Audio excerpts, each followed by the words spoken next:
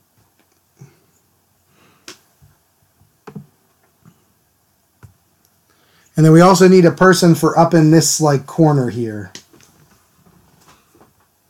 So you guys, again, let loose. Let me know.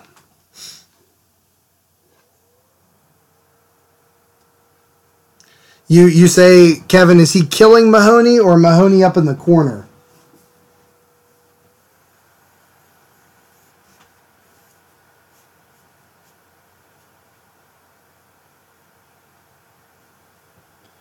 Because we can Mahoney it up in this corner. That makes sense. Steve Guttenberg, I think, is going to be hard to draw because he's so, like, average, you know?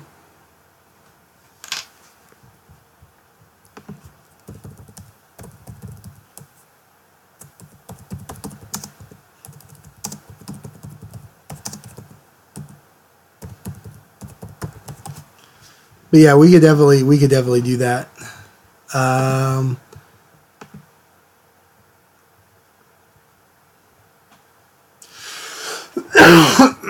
Tackleberry. Okay, and Tackleberry's got to have...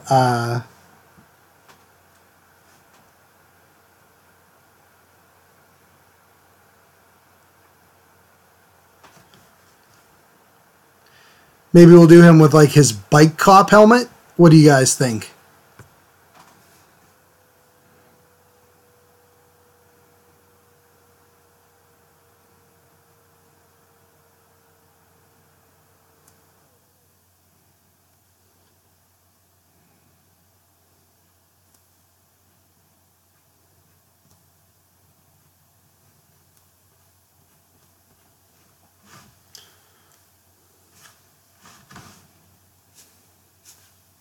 Because the bike cop helmet look might be cool for him.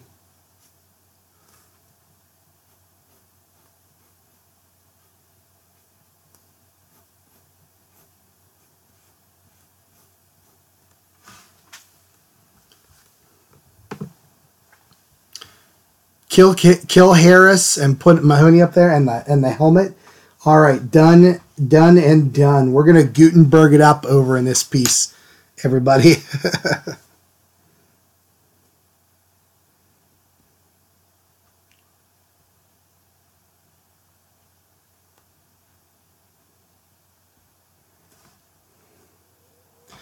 Let's get Tackleberry fully put in there.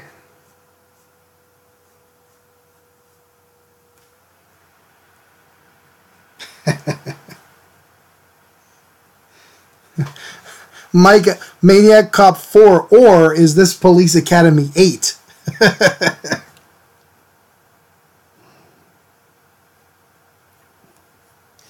I think both franchises have run out of steam by this point. So, yeah, a good crossover would do a lot for them, I think.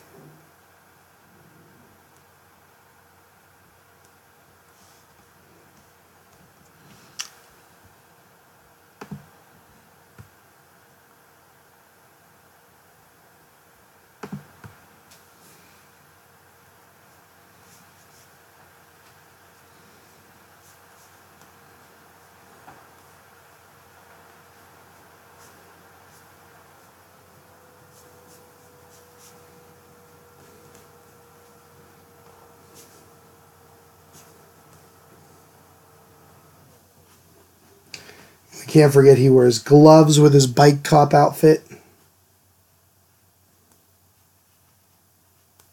that big old leather jacket. Oh man, pardon me guys. Sorry. Kevin, yeah, it was on his action figure. I forgot about that. Oh my god. For a sweet hot minute there, I forgot there was Police Academy action figures. That is awesome.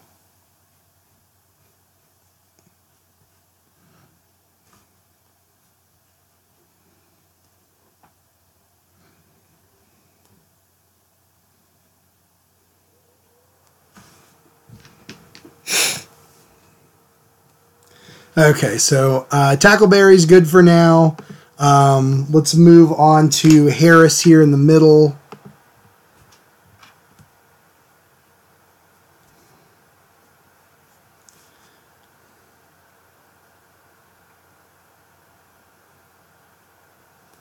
You got like squinty eyes.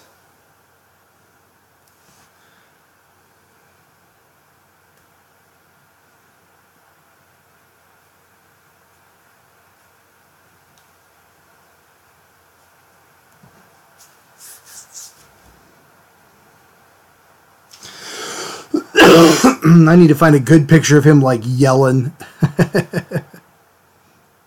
I'm sure it's out there.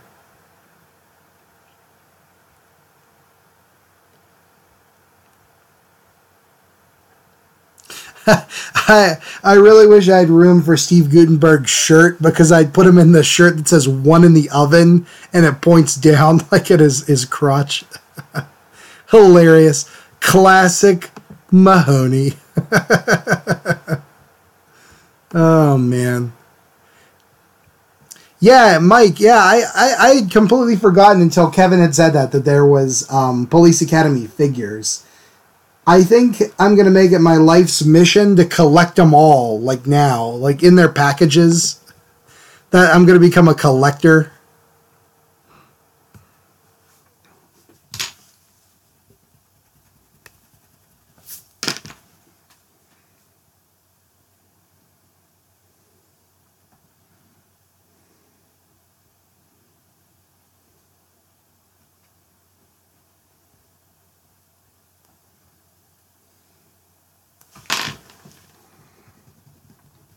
And then got to get these eyes a little bit better here. Man, killing me. And it's time for cough drops.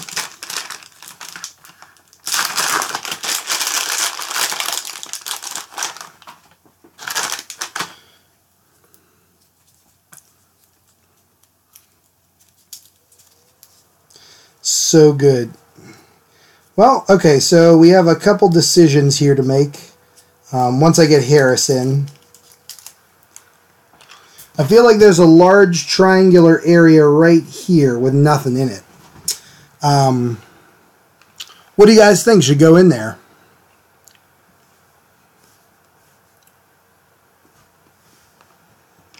That's what we got to figure out.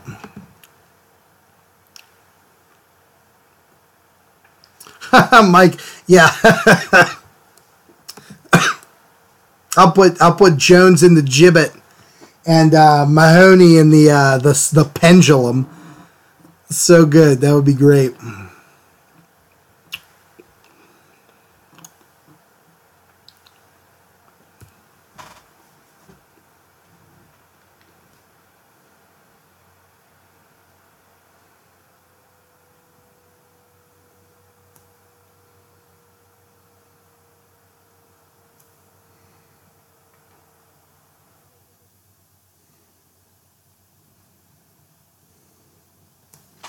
All right, and then I need to get his haircut in there just so.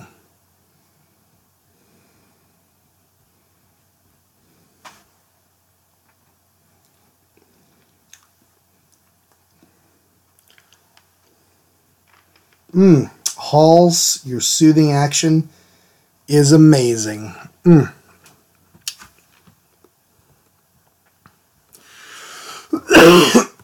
Pardon me.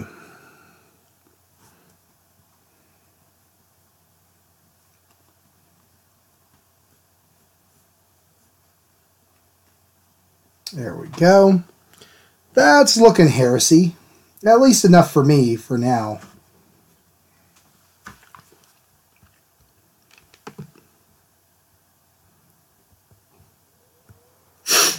Oh yeah, there's some loose ones, but yeah, I always go in there and look for stuff, which is awesome. I'll have to take another look at that and see if there's any, if I could start my Police Academy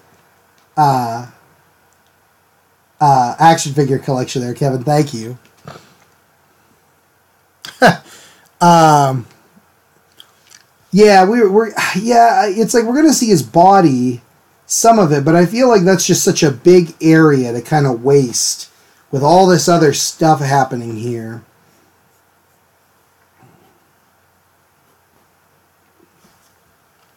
You know what I mean? The Blue Oyster Bar sign, I don't know, man. I don't know how that would work in there.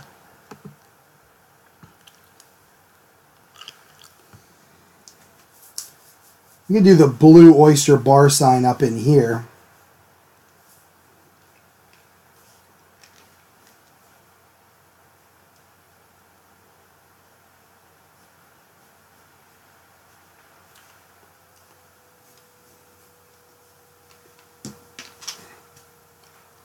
I was going to have Mahoney like slapping his forehead, but I don't know. Alright, well, we'll think about that. I like the way Jones looks right now. So we're going to leave him be for now. Just add in just a little bit here. You know, he's got sleeves, of course. And his shirt here. So that's good. I'm down. I'm liking how Jones looks there. Let's move on to Bobcat then. And get that going on. And I'm wondering now, should he be in his police, like the academy uniform, like the police outfit?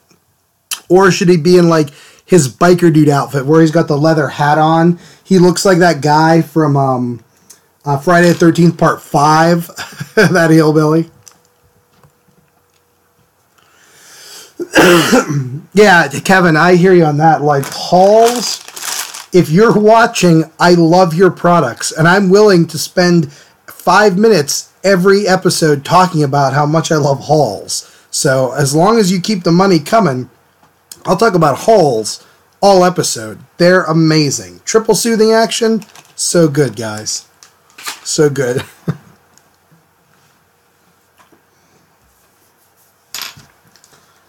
Yeah, my God, if I could get a Halls sponsorship, Markers of Monsters, I don't think you guys realize this, but I would sell out in a heartbeat. The moment Halls brought a contract for any amount of money, before they even said, we'd like you to, I would agree to it and be signing on the line. And every single episode would be somehow about cold medication. You know? Hey guys, today I'm going to talk to you about one of my favorite movies, The Stuff by Larry Cohen. Did you know that if you eat the stuff, you increase your chances of getting the common cold by 87%? And the only thing that could stop them is Halls. Delicious, triple soothing action Halls. Look at that on their cooling flavor meter, officially sanctioned by the Cooling Flavor Department of the United States government. 4 out of 5. Good stuff.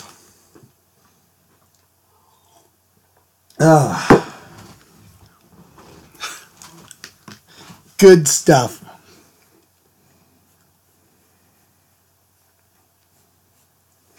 Okay, Bobcat. Okay, well, yeah, I'm like gonna start tripping balls here. I swear to God. While we're doing this, do you guys, while I'm talking about Hall's medicine, do you guys think Bobcat should be in his biker outfit or the cop outfit? I'm kind of thinking the cop outfit. I don't know. I think the biker's cool, but it doesn't make a lot of sense. Everybody else is in their cop outfit.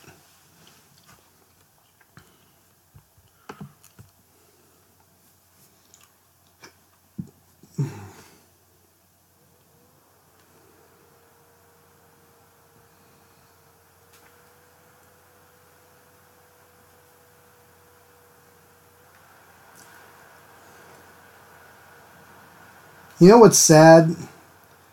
Pauly Shore was never in a Police Academy movie. Wouldn't that have been great?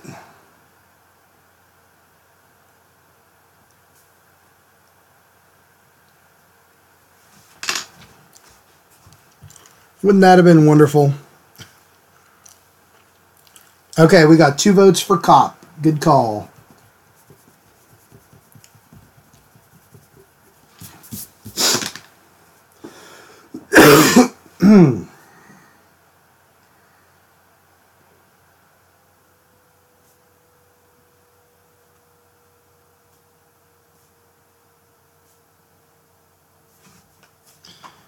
And I'm going to make him, he's got like the stubble because he's unshaved, because he's Bobcat and a shiftless layabout. I love Bobcat, though. I know he's been to Pittsburgh a couple of times, but I have not gone and seen him doing stand-up. That would be fun.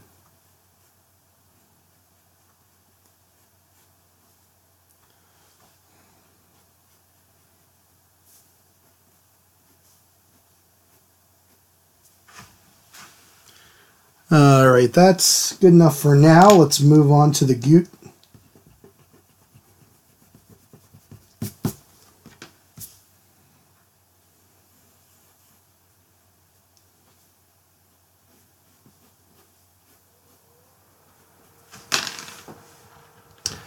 Okay, I'm down with that. Mahoney.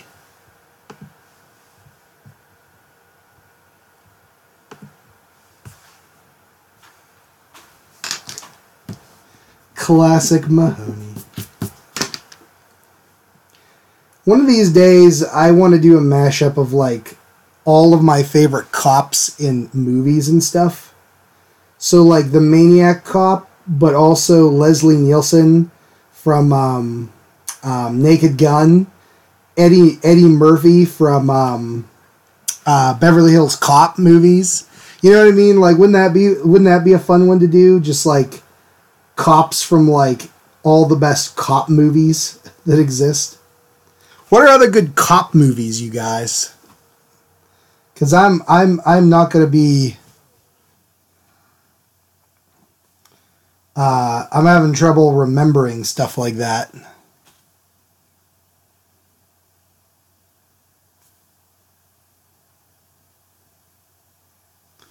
So let me know.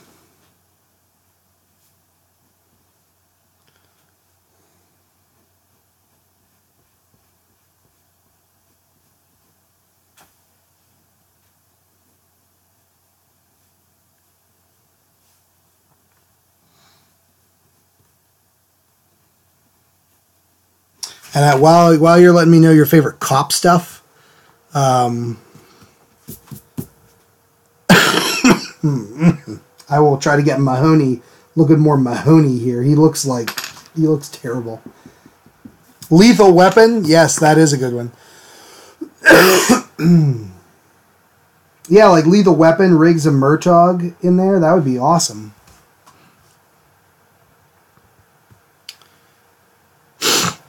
Literally every single picture of Mahoney on the Google image search is of him smiling. Okay.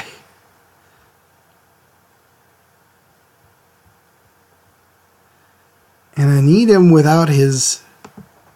There we go.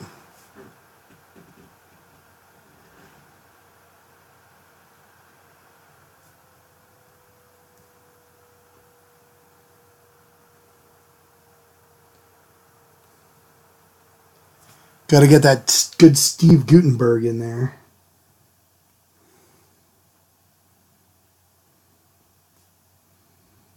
I don't know. I don't know if this is what he's... I don't know if that's a good-looking Mahoney or not. I have trouble telling. And he's just going to have hair. So I got to get a good picture of him without his hat on, too. RoboCop, Judge Dredd, yeah.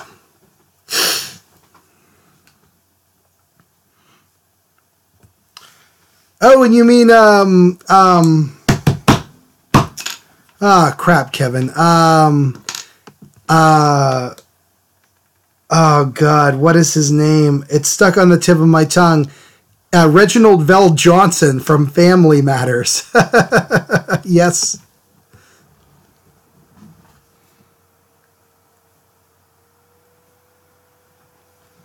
That's a good one. Okay.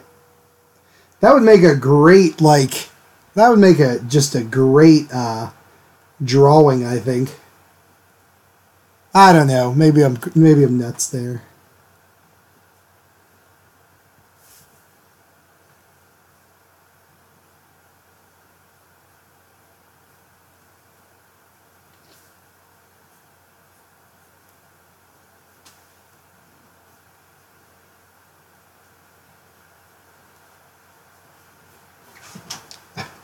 Okay.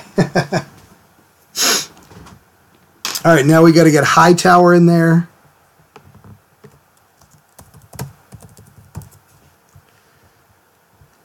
Bubba Smith.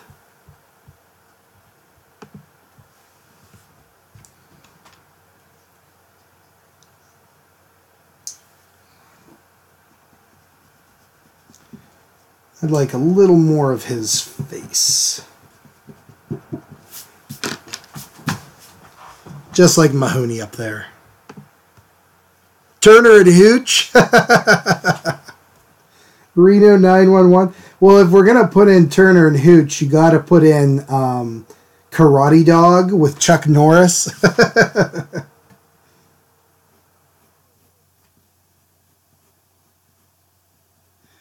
Reno 911. There's a lot of cops in movies. You know what? Most of those, like 90%, are, I just realized, are comedies. Other than Maniac Cop, what other horror movie cops? And I'm not talking about just police that show up in a horror movie, because there's tons of that. But, like, what are some horror movies that are specifically about cops? You know, like the entire point of the medium is focused on the police.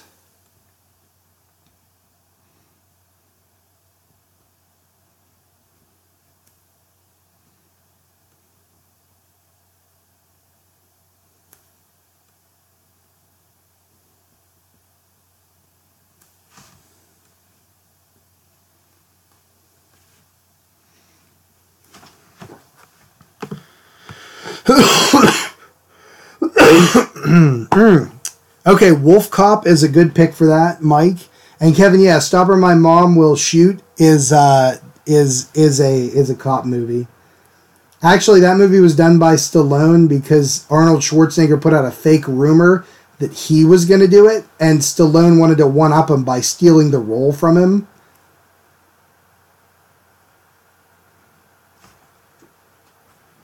But yeah, Wolf Cop's an awesome movie.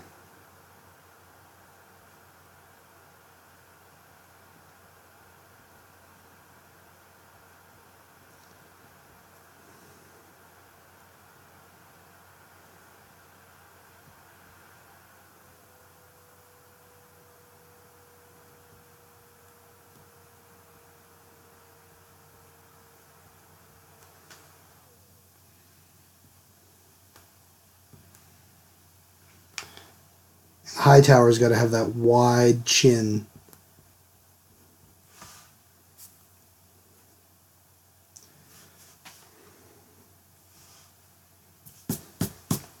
Wow, guys, this drawing is getting full up, man. And yeah, Jared, that's good though. But he is the best part of those movies by far. Because he's awesome in those Texas Chainsaw movies.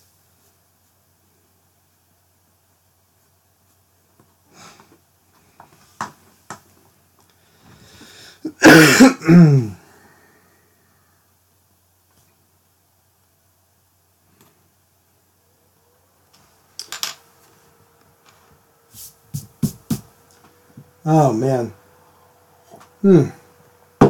Soothing tea. It's getting cold. Alright, so now we need... I'm going to bring up the Blue Oyster Bar here.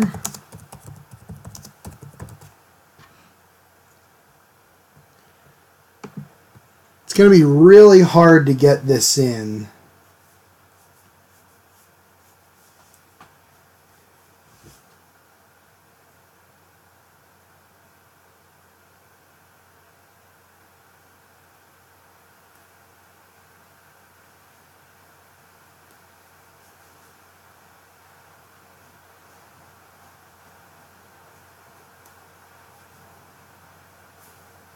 Yeah, it's like you can I don't know. I'm trying for you, Kevin, but you can like barely see it, but We'll get in the L there. O-Y, I mean, I think that's the best I can do for that. And I'll make this a nice red line down here too. When we go into start our journey of markering, which will be about to happen.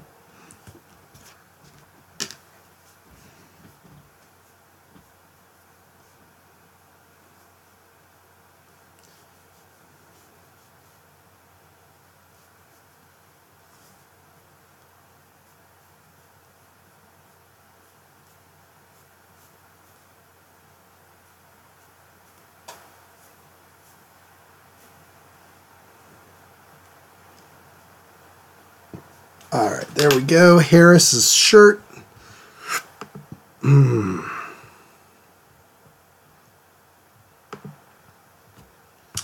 I guess actually, I'm not going to do that. I'm going to do where he has it just like the shirt, not the coat too.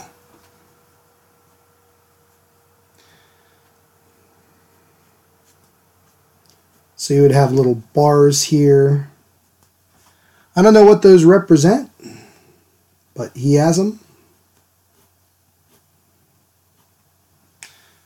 A black tie, and let's do the shirt. Let's do this. It says Harris on it.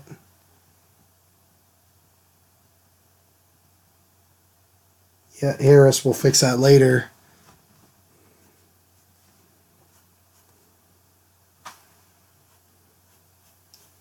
And that's good enough for me for that region, so.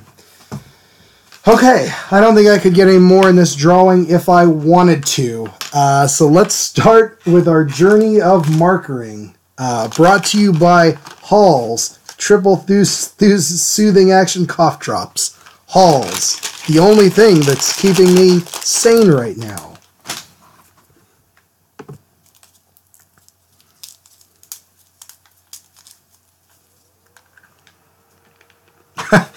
I'm sorry, Kevin, I did see that. I didn't know that's what you meant for that middle section.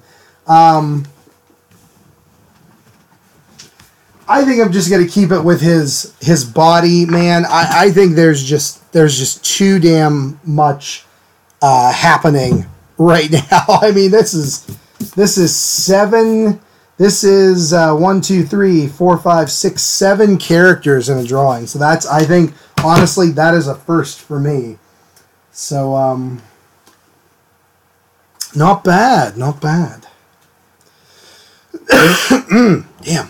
Okay, so let's get it started in here, shall we? I'm actually going to start up top with the Guten hair.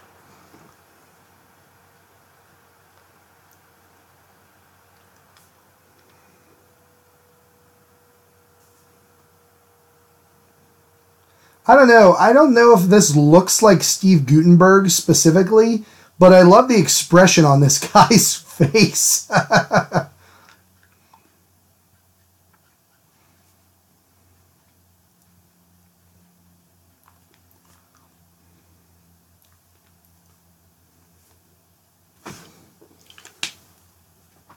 Hi, Peggy. How you doing today?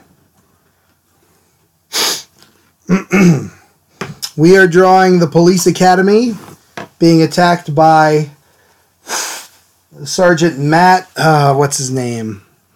Matt Cordell from the Maniac Cop movies. And we are right to the markering part. So this will be fun.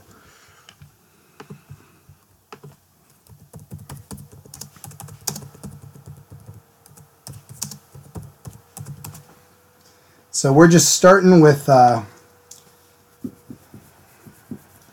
just some rough darks I'm putting in areas where it needs to go.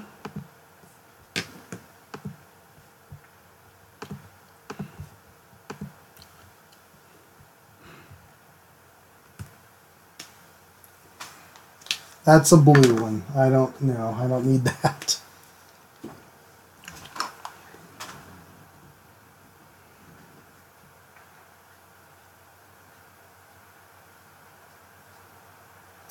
We're going to go down into Bobcat's hair.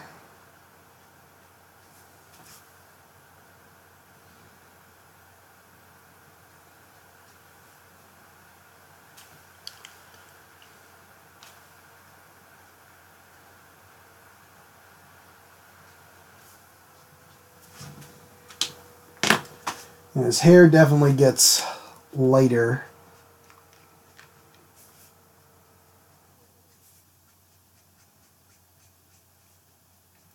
For now. Okay, good deal.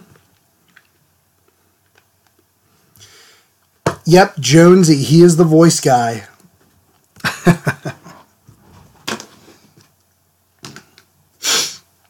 Oh, man. Ground up teeth brought to you from the Tooth Fairy. Halls is not made of ground up teeth. It's made of like pixie dust and dreams. Ah, so good. Only good things go into Halls. Only good things.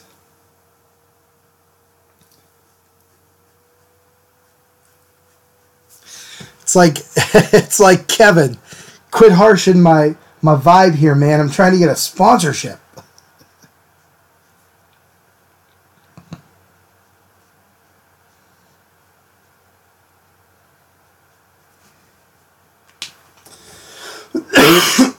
I'm trying to get me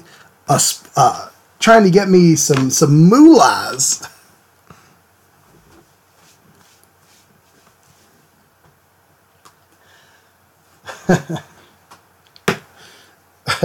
It's Soylent Halls. Halls is people.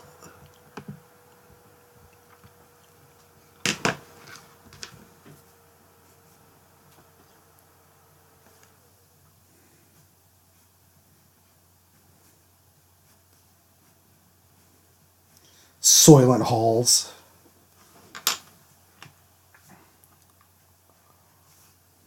Oh, that's pretty blue. We're going to need to tone that down later.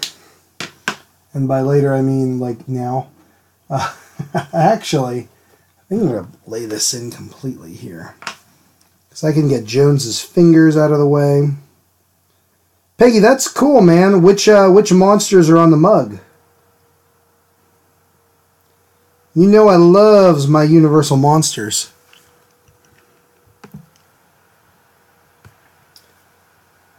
Is it like all of them, or just like Drac and Frank, or is a creature on there too? That sounds great.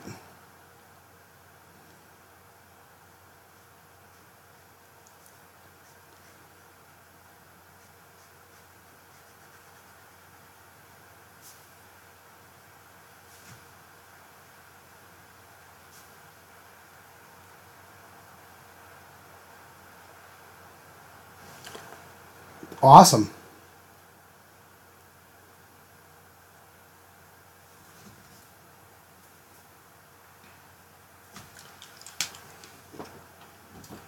Okay.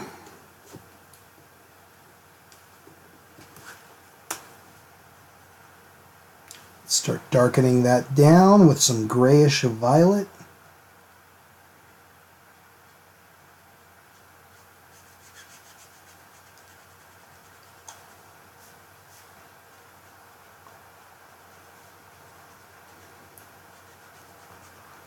And then we're going to go even further with some cool gray. I don't know, guys. We'll go 8.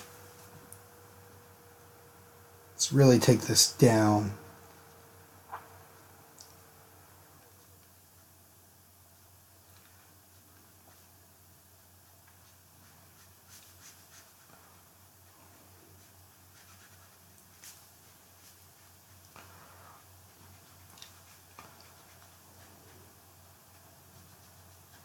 There we go. I'm liking that a little better. And we'll go in kind of the same thing here. Just a little bit less of it.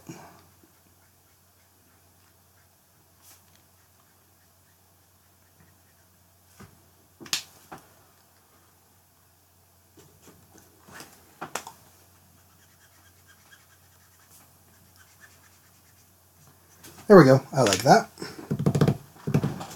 We can actually come up and do the same thing up in the Gutenberg area. Mike, I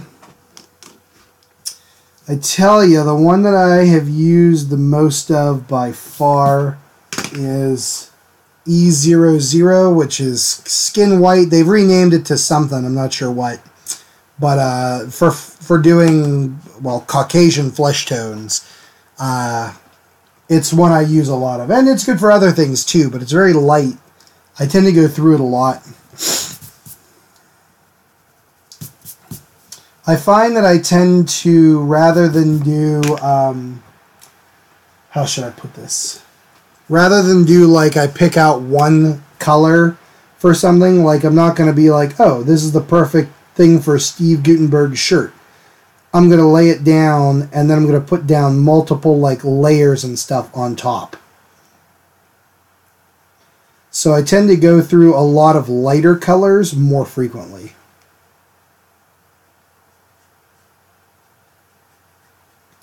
Because I'm doing, like, layers of them.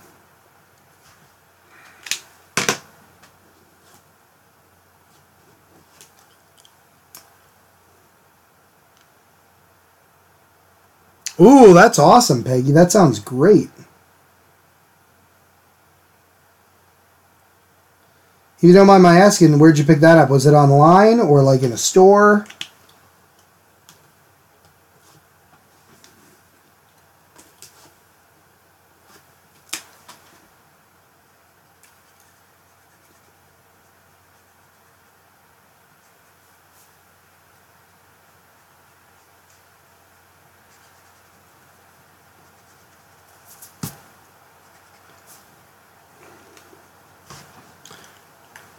Walmart. Okay, cool. Oh, 20 ounce. Yeah, I need to go to my Walmart and look for that. That sounds great. Because I love a big mug.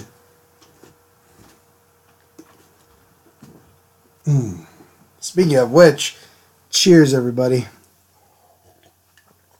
This tea is, it's not even lukewarm. It's just cold at this point. $7. Heck yeah. I'd jump on that too.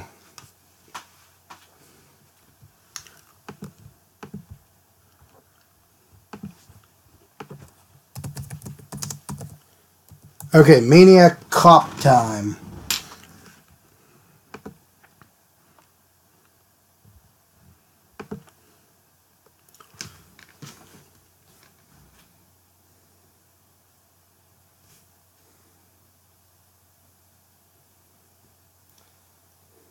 Heck yeah, that's a good find.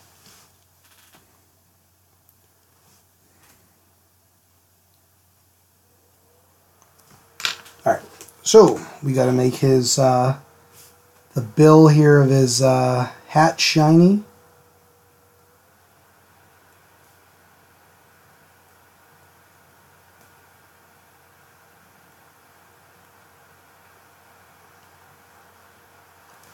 As best we can.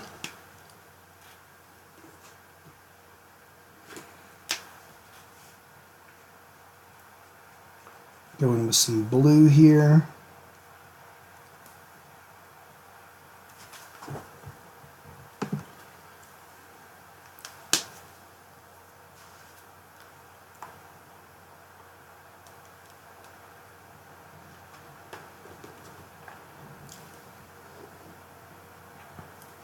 Really? See, I don't mind it at the lukewarm. I hate it when it's like scalding hot.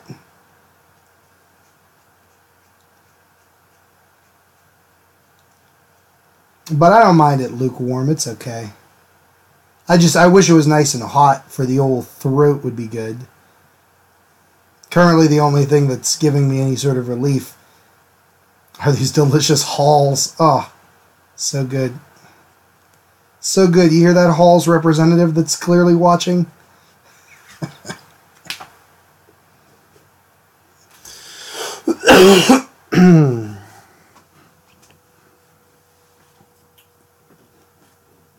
Cold pressed coffee is pretty good, though, I gotta say.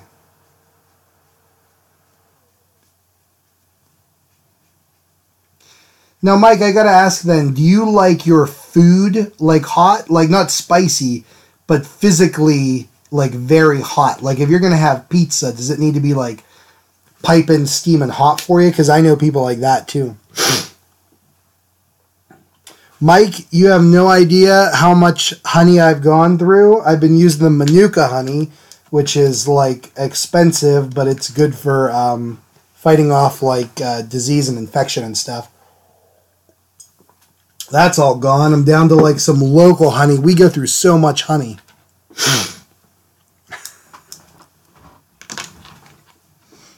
Kevin, thank you. Thank you. And the Halls Corporation thanks you as well.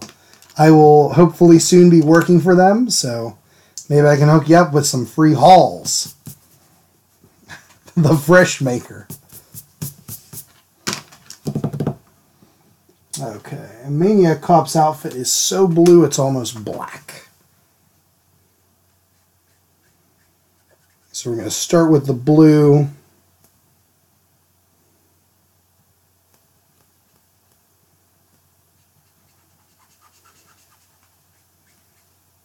And we are going to work up to a super dark. Yeah, I only ask because I know there's some people that I know that are like, I won't eat food. Like me, I can leave my pizza sit on a counter for like 6 hours. And I'm like, okay, sure, I'll have a slice. No issues there. But I know some people that are like, yeah, no, we have to heat it up. It has to be physically like hot. You know?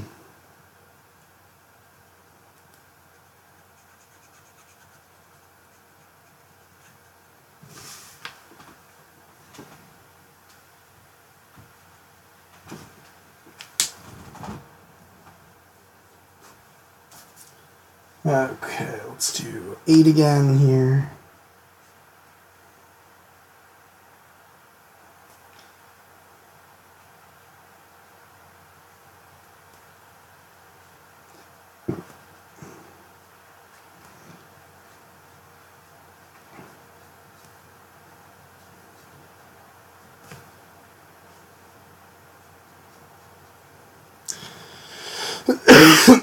Pardon.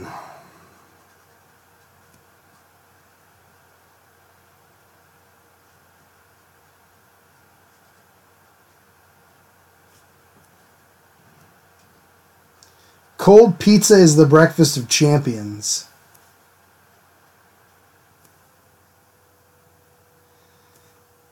It is the most delicious food. Pizza itself is the most delicious food ever made by humans.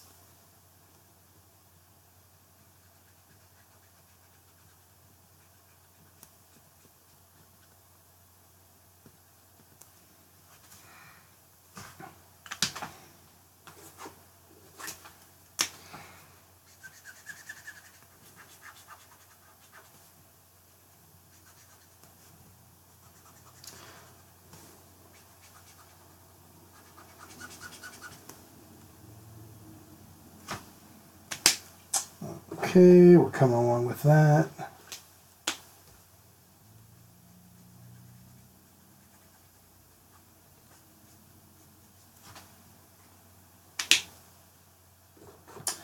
A little bit of this grayish violet I think will go nice. I don't know.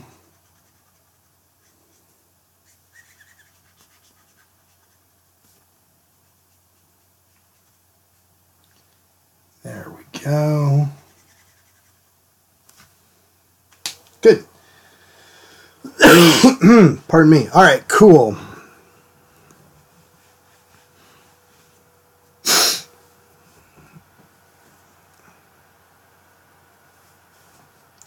The original flavor was peppermint. I could see that. Dunking it in, let's see. Really? Dunks it into her tea, or toast into tea.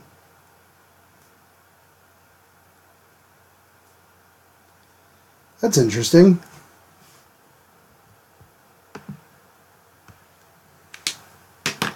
He, of course, wears a black tie, so we got to get that in there. I love tea. I drink a lot of it. I actually drink more tea than coffee, which is rare here in America.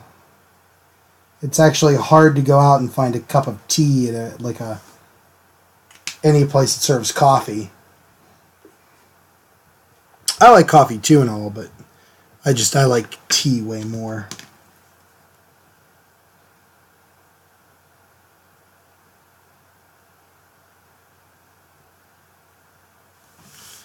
Okay, there we go. Oh, coffee and donuts, that sounds delicious.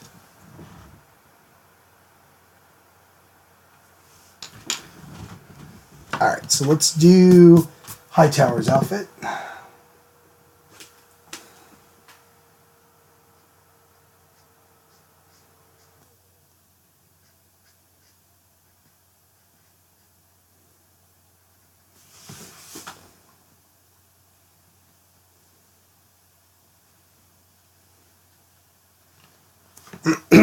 Man, get that going.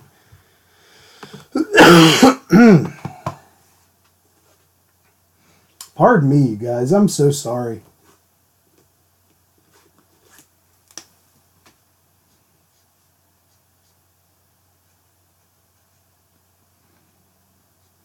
Coming at you with this stupid cold. Hate this thing.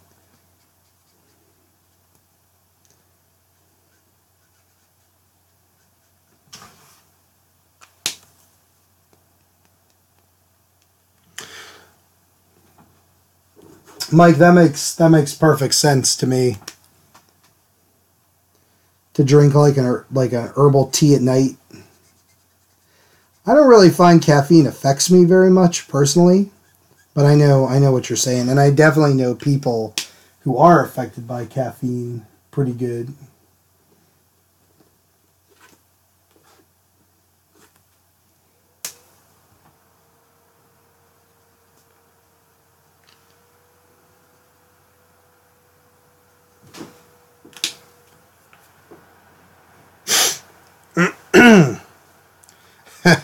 Thank you, Peggy. It's no problem.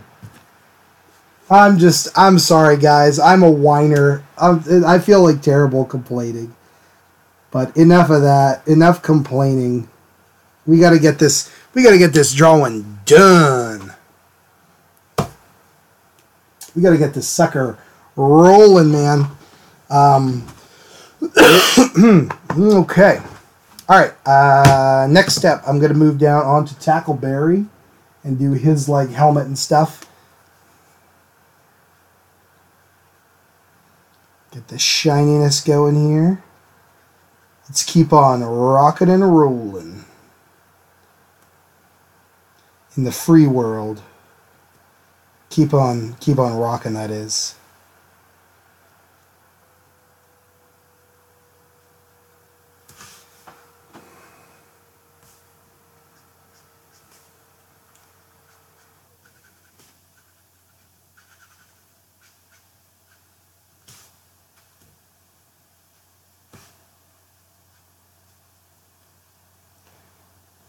There we go. I like that. That's pretty good.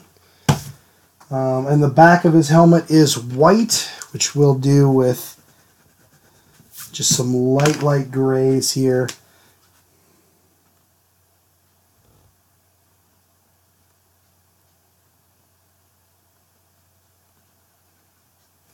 Like such. Good enough for me. Boom. In it to win it. And now into the jacket.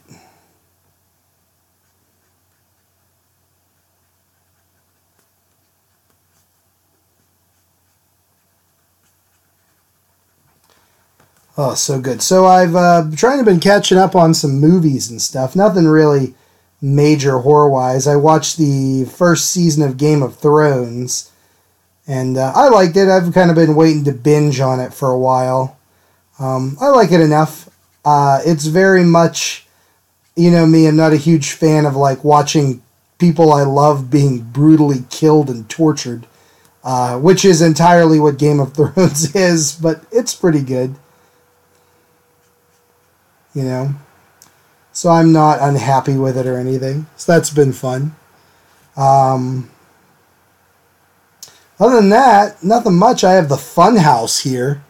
If you guys have ever seen the Funhouse, old Tobe Hooper movie, pretty cool.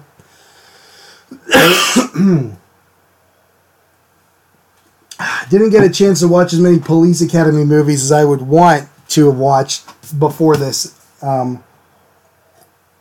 So this is all memory. Not memory. I have reference photos, but just the characters in that is going mostly off of memory. Yeah, I know, right, Peggy? Well, I watch like a horror movie like Friday the 13th because it's a bunch of people I don't like being killed, It's a bunch of jerks in the woods I don't care about. I like watching them get killed. But Game of Thrones, it's like you like love these characters and then they get killed and their lives are just like awful. And it's like sad to watch. It's kind of like The Walking Dead in that respect. Like you like these characters and they're just like suffering. But it's not bad. It's pretty good. Jared, I agree. I agree with you. Like once you get into it, you kind of get hooked. Now I had read the first couple of books years ago. I think even before the TV show was coming out.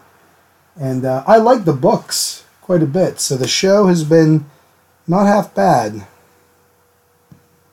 I have seasons 2 and 3 waiting for me to watch. My wife and I will probably watch this weekend, which will be good. It's like one of the few things I can say for being sick. Like I get to chill on the couch and watch TV for a while, which is good.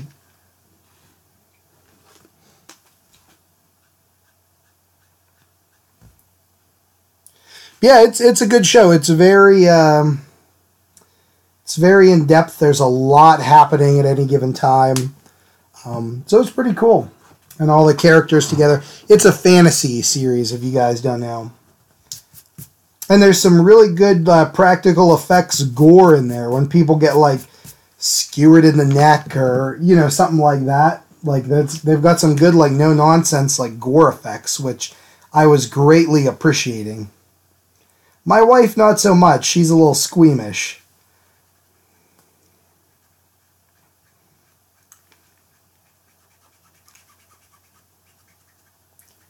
She is a little squeamish.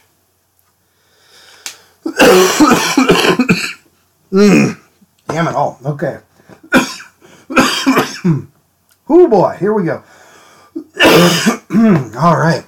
There we go. There we go. We're back in it to win it, folks. We're back in it to win it. Let's see. Kevin, yeah, there's cold and sickness in PA. And granted, when I woke up, it was 26 degrees. That sucked. I think that doesn't help anything. My wife enjoys... my wife in horror movies... Nope, like none, nada, nothing. She does not like it at all, which is kind of ironic and sad, but you know what I mean. C'est la vie. I'm going to erase that laser sight. I don't like that. And that's Tackleberry's gun. Revolver doesn't have that. Oh, cool, Jared. I'm looking forward to it. All the zombies and the White Walkers and crap like that coming out. That'll be good.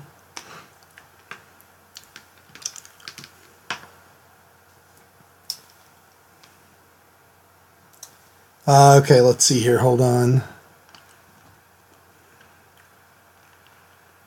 Oh, that's good, Mike. That's fun. And, some of the newer found footage movies aren't terrible either. I can't think of any I like, but, I'm sure there are some decent ones. But that's at least cool. Yeah, and Kevin, I know. I'm not a spoilers guy. I'm not like, oh, no spoilers. So I know what happens to every character and stuff like that.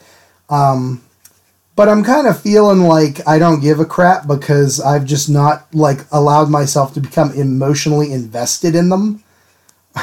Much. Oh, that marker is dying, man. Oh God. You know what I mean? So it'll be okay. And having read most of the books, too, you know, you kind of know what to expect and stuff like that. I was mainly in it for the violence and the nudity, frankly. I wanted to watch something fantasy. I've been in a huge fantasy mood. I'm in a huge mood to play some Dungeons and Dragons. I've been working on some character portraits for... it's a site called Roll20 where you play D&D and other role-playing games online. I did some like character portraits to sell. Like here's just 2 I have laying around that are done of character portraits to sell in the marketplace. And I cleaned these up and did stuff digitally too. But so I've been in this fantasy mood. And I want something like big and epic and like awesome. And I saw they had all... I think, or 6 seasons of Game of Thrones at my library. Rent them for free. And I said to myself, heck yeah, you know. Let's get into it. I don't care about the characters. I want to see some fantasy with some violence and some nudity in it. And Game of Thrones so far has not disappointed. So that's been pretty cool. You know.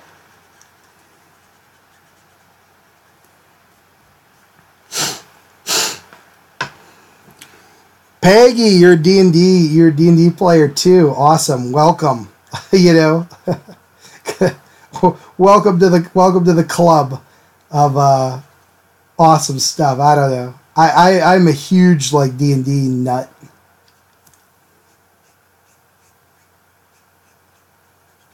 I love all that. I love all that kind of stuff.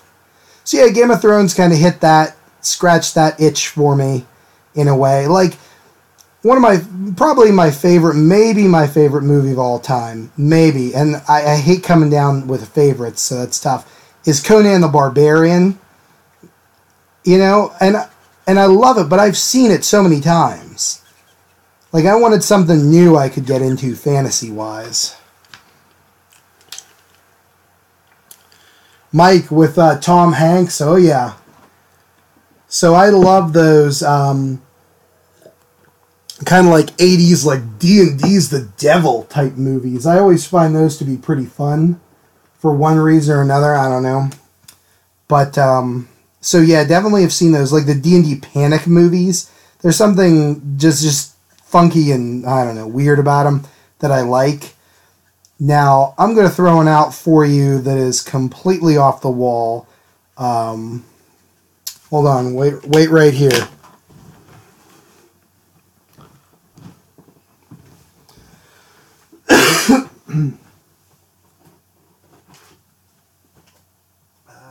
Yeah, there we go. If you want some weird stuff, if you're into some weird stuff, and you like those D&D, like Mazes of Monsters, like movies about people playing Dungeons and Dragons, Skullduggery. This is one of the weirdest movies I've seen. It started as a game until death started playing.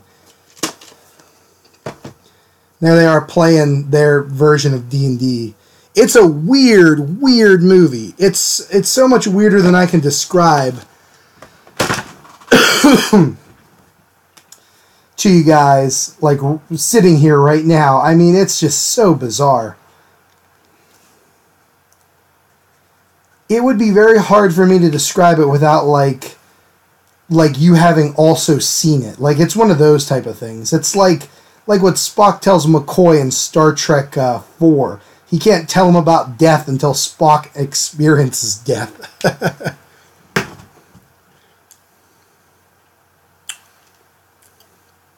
Peggy, Dungeon Master, good stuff. Mike, is it horror? I don't know. I have no idea. Maybe.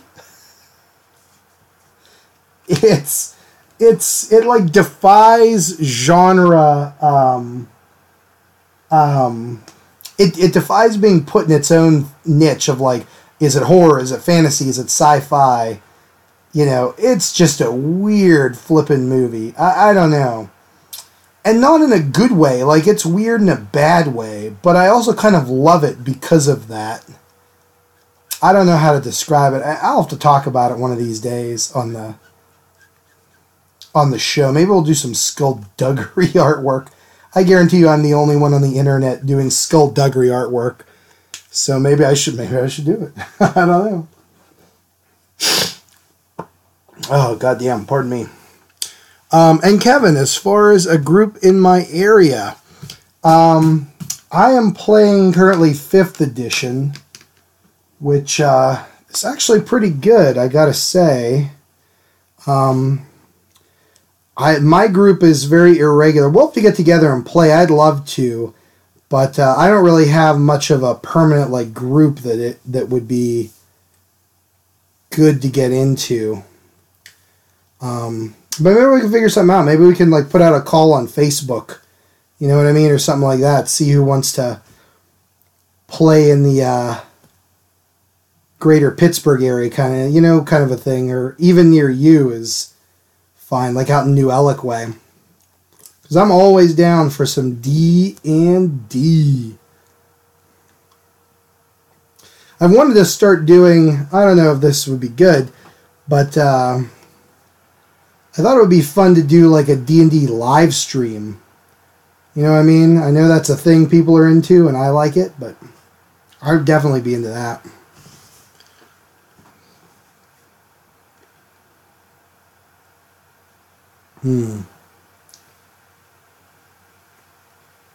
Okay, get this blue oyster sign in the back here.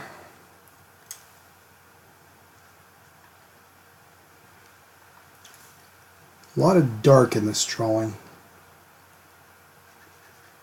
But yeah, skullduggery, Mike, I don't even know, man. If you watch this movie, I'm sincere in my assertion. Don't blame me. Like, after you watch it, don't go like, damn it, Colin, why did you make me watch this movie? I can't say it's good. It's I don't know. There's something about it, though. It's like fascinatingly weird.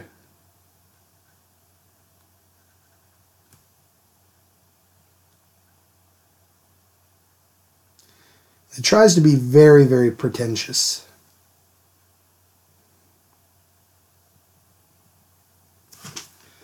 Okay, cool beans.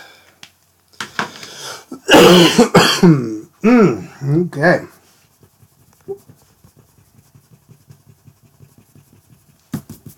Erase that back there. We gotta get this red line in. Zippity doo dah. Ba doo ba doo.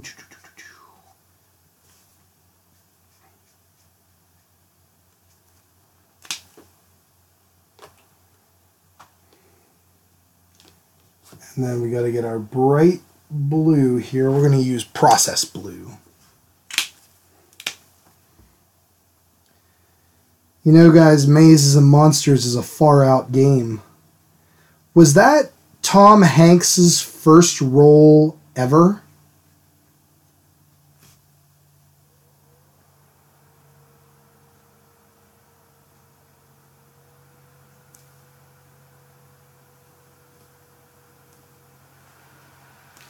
Part of me thinks it was, but I can't recall.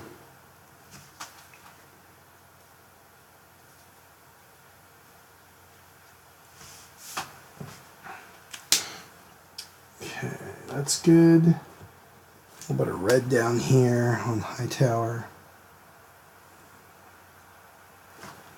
Okay, and now we can get into doing the flesh tones, skin tones, or whatever.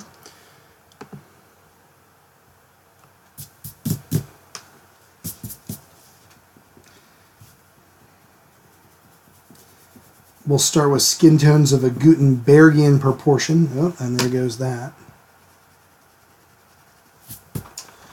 All right.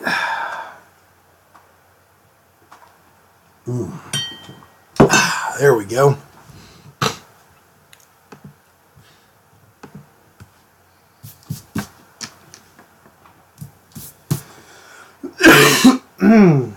And for a shadow tone, I'm going to go with this what is this? Pale blue-gray here.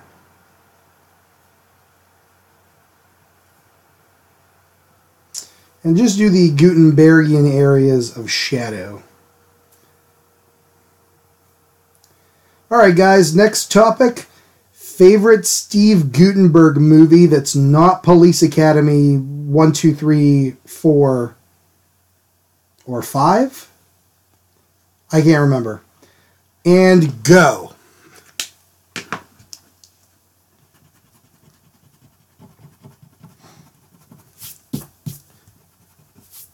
And also, did anybody catch his cameo on Party Down? Does anyone remember the show Party Down?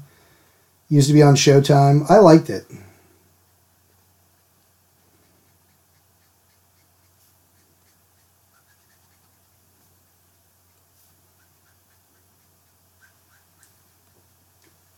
What is your favorite Gutenberg performance?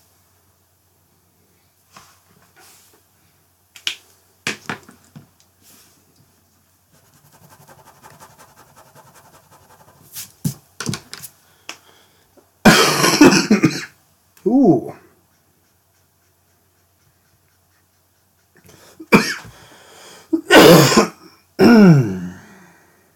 Oh, yeah, that's the ticket.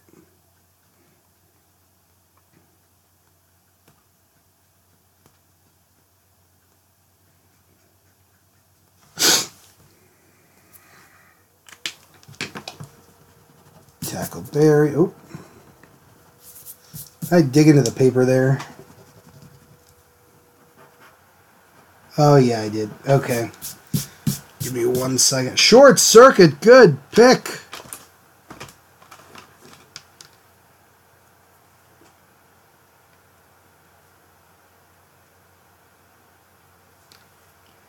Well, let's lift this out. No, that's like in there.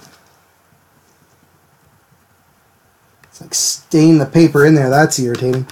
Oh, well, we'll work around it.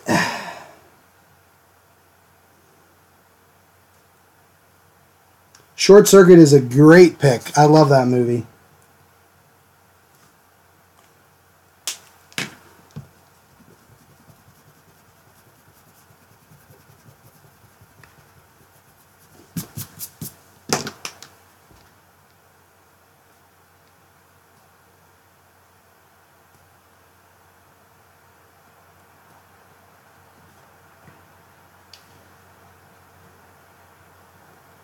Now, Steve Guttenberg, he's still around, right? Does anybody know? I hope so, you know.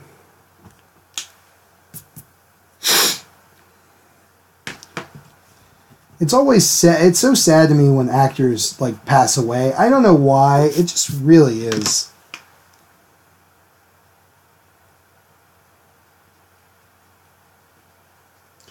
I'm sure I'm not the, only one that feels that way, though, but it's so sad to me.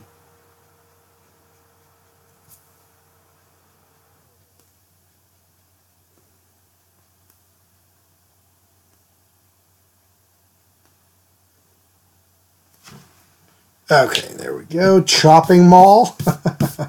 Is Steve Guttenberg in Chopping Mall? Or are you referring the robot like number 5? It kind of, I don't know if it looks exactly like him, but I guess kind of.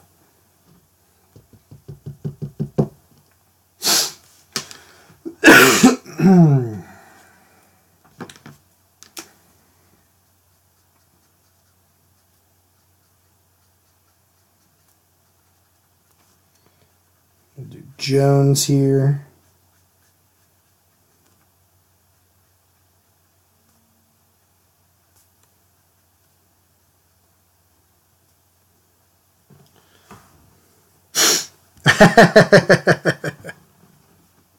Oh, good. I'm glad to hear that. Peggy, thank you.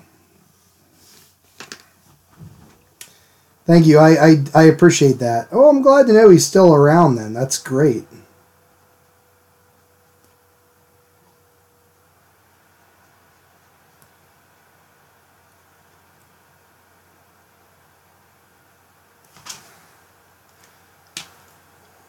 Okay. Who do we want to do first, guys? Do we just want to do Gutenberg first in terms of skin tone?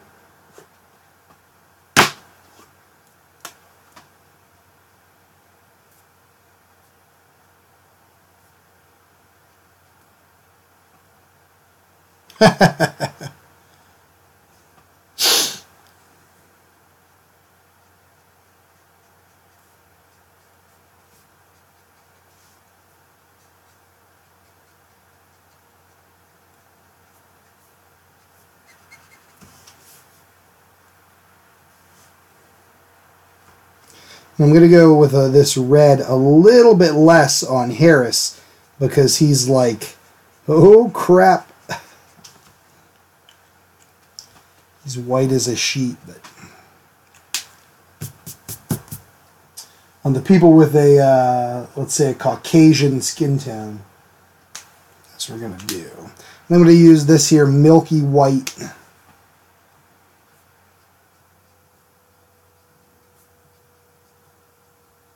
For again in some of the shadow areas.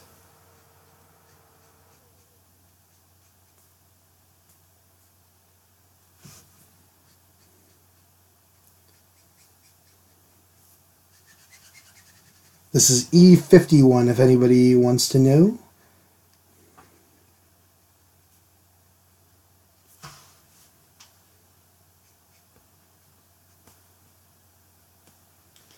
And this is such a nice color. I actually think I'm going to use it on the African skin tone as well here. It'll make a nice in the shadow color that we'll go over here later.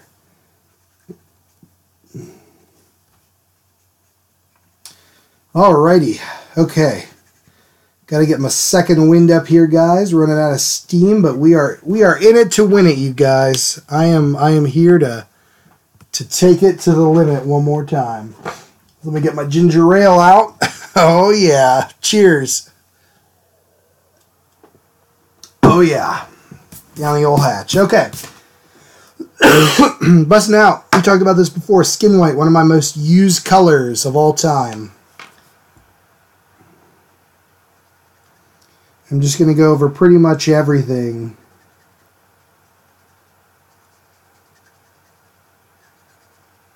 On the Caucasian skin.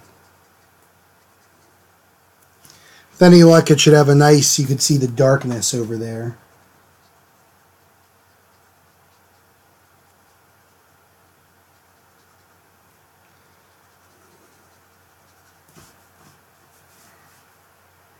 Do Tackleberry next.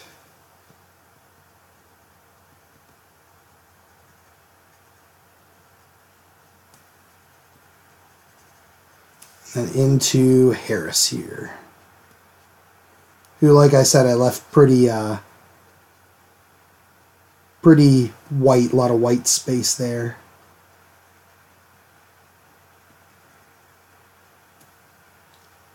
Okie dokie. It's good enough for me for now. Push it to the limit, buddy.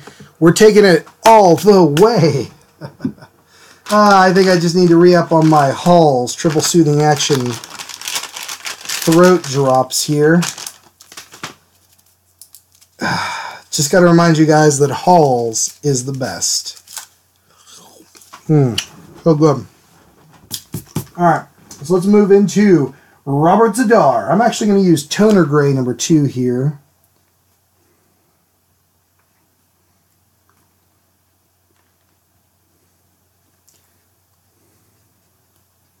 It's like a nice, I don't know. I don't even know how to describe toner grays.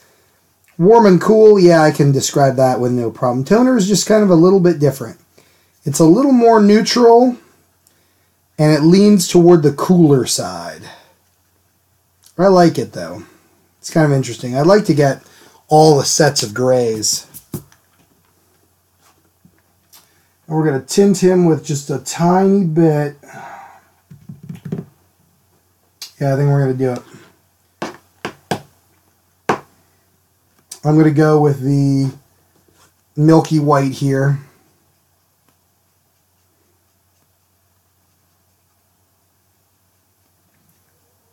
Because he used to have skin, even though now it's like undead. Zombie skin.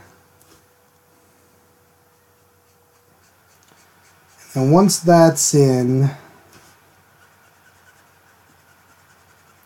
like so, I feel confident we can put in, let's do Pale Celestine. But no, actually we'll do Pale Thistle. BV Quad 0. It'll tint and tone it just a tiny bit, which I like.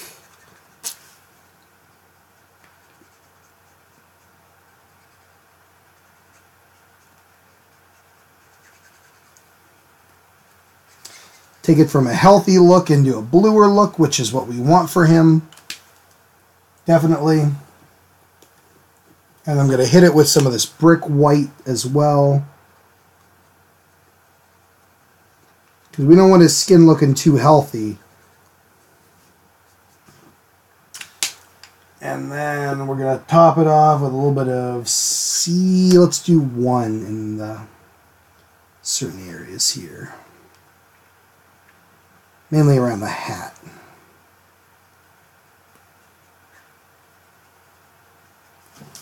Alright, cool. And then we're going to keep it simple, stupid. We're going to do yellows up here in the hats.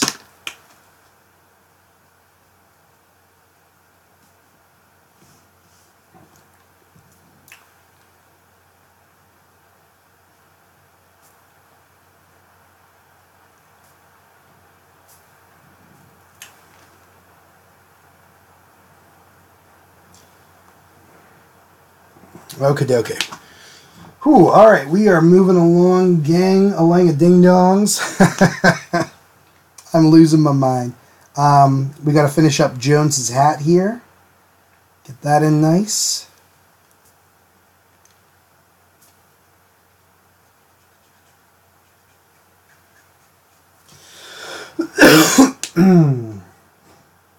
Darken it up with some cool grays.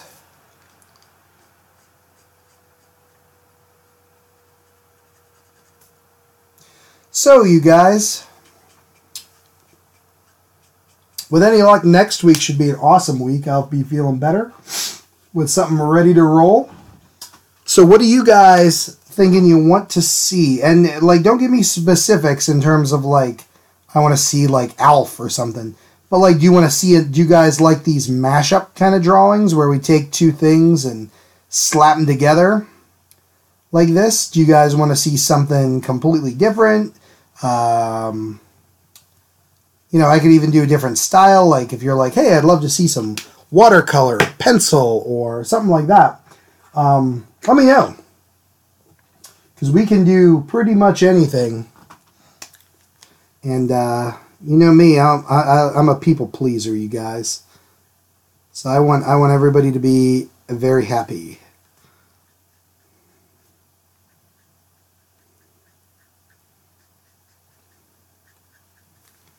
Alright, so we got to get this. But yeah, let me know. Like I said, I'm willing to do virtually anything. Mashups? Okay, Mike, thank you. We can definitely continue doing the mashups.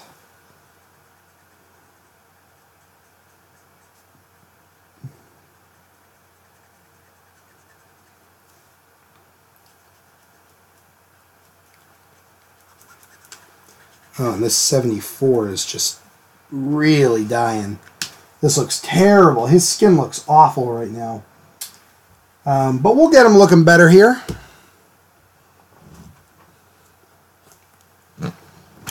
Monsters and 80s type horror stuff all day. Cool, man. I'm into that. Peggy, watercolor of a dragon. Cool. Yeah, we could definitely do some watercolor. We can definitely do a dragon, that's for sure.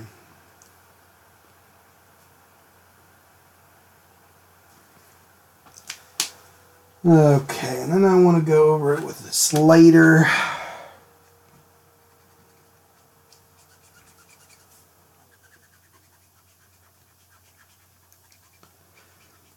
Wow, guys, this was coming together so nice. I think I lost it a little bit with Jones's skin tone, and this marker's dead. Damn, man, these things are killing me.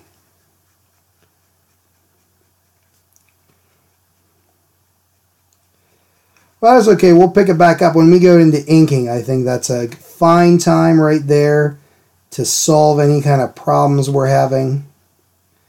So nothing's ever completely ruined.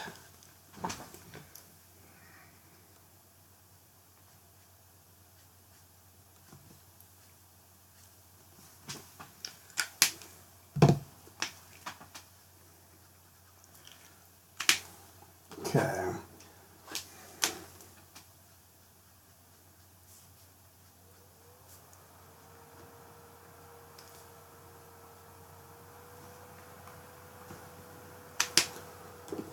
Alright, we got to go in with... Alright, so that gives me some ideas to think about. Thank you, you guys.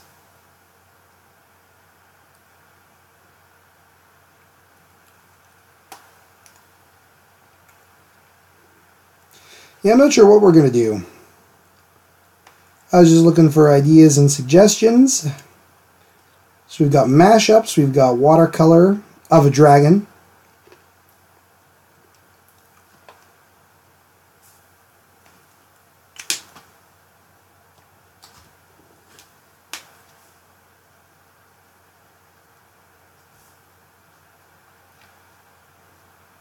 Whatever it is, I hope it's a good one.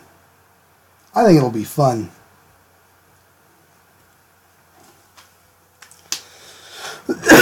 Man, pardon me. Alright, on to Hightower then.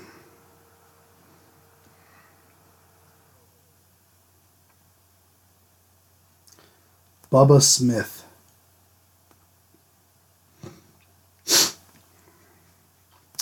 Yeah, we'll have to think about it.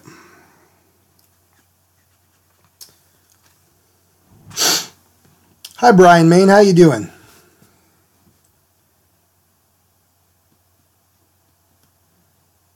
Well, I hear you about Freddy in that respect. I think that's what kept that series so fresh, was the just the difference you got. Like every movie, he was doing something different. Like you had Power Glove Freddy. You had like the black and white. Like he was in the comic book Freddy. You know, the worm Freddy, like a lot of different, you're right, a lot of different variations on that same exact theme, you know?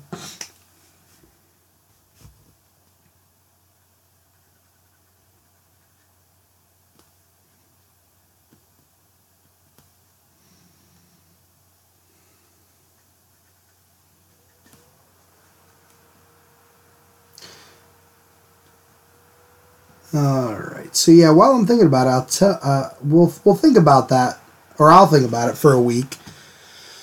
Man, and try to figure it out from there. Yeah, I'm just not sure. You know what I mean? Because I like to doing stuff you guys like watching, first and foremost, but just interesting stuff.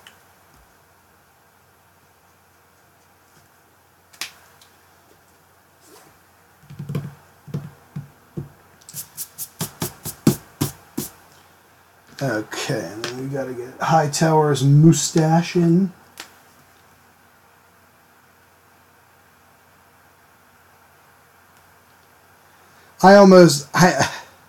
Kevin, you were there too if you're still watching, but I passed up on that VHS of Freddy's Nightmares, like 2 episodes of the show when we were at the Living Dead Fest.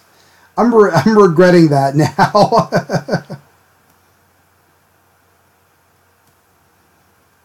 I really wish I would have picked that up.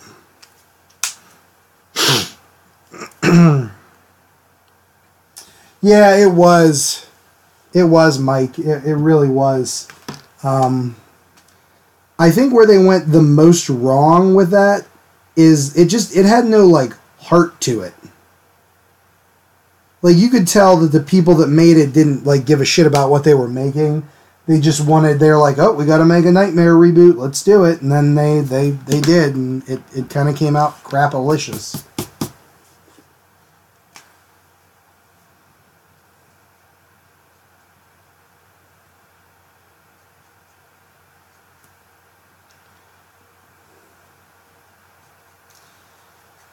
Okay, guys, for this section, I am almost done.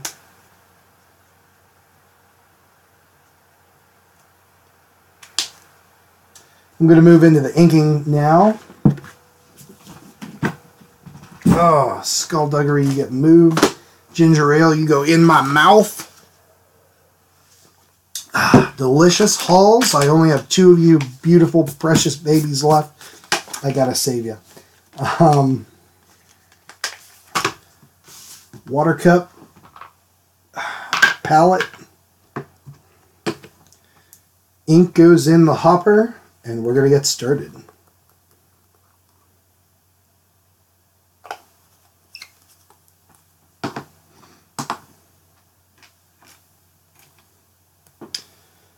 Okay, and I'm actually going to take it up to the top. As before, we're going to start with the goot.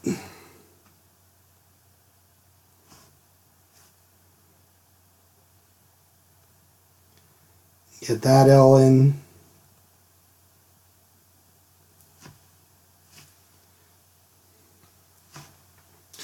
His hair definitely, I think, needs to be a shade darker, so I can do that here with the ink.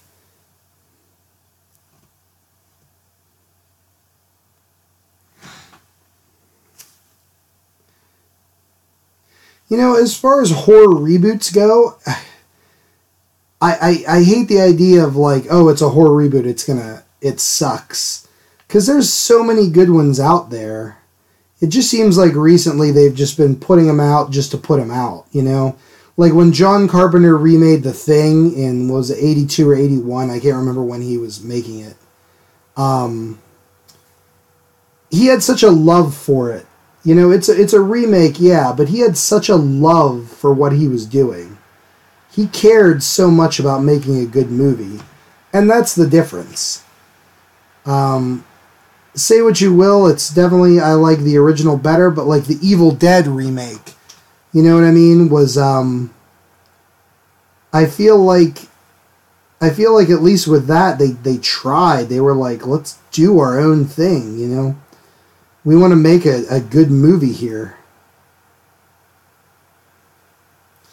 And while the original is still better, at least the remake is, you know, somebody had a passion for it. Same with like the Rob Zombie Halloween ones.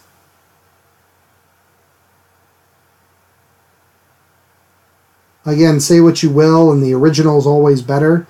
But he made some interesting movies, that's for sure. And I don't think anybody can accuse Robert the Zombie of not caring about Halloween.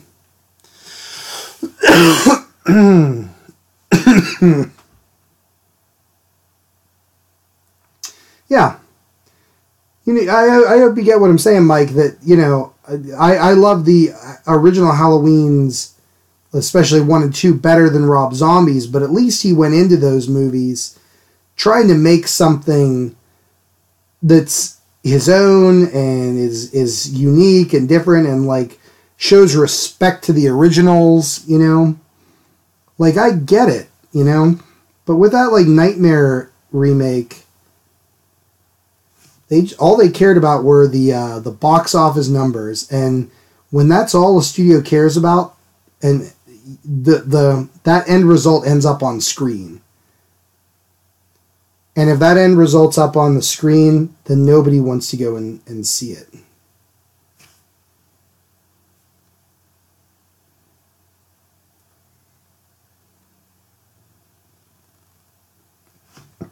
At least that's my opinion, you know.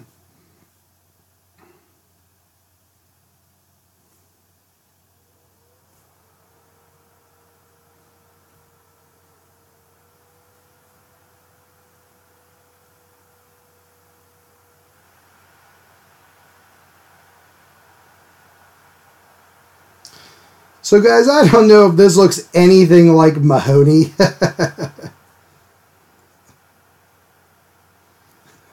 I don't know. I don't know if anybody watching this is going to be like, yeah, or that sees this as like a show or something is going to be like, dude, is that Steve Guttenberg up there? Wow.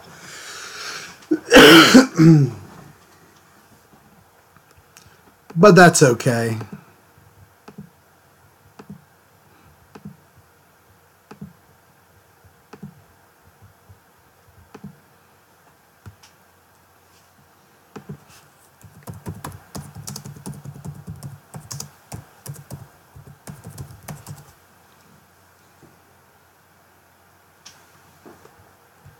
Let's see if I can get a little more Gutenbergian.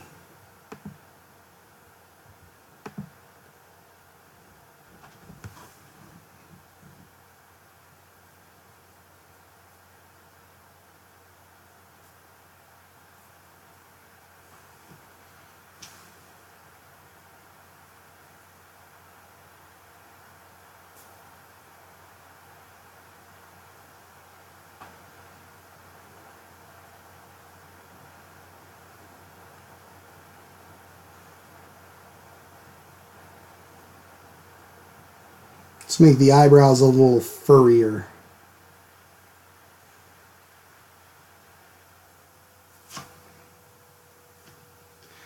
Yeah. Good enough, I guess. I don't know. Good enough.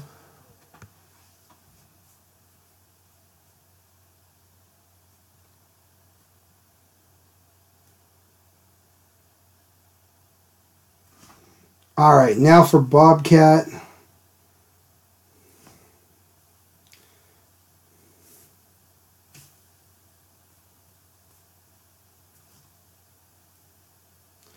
We're just moving right on down the line here.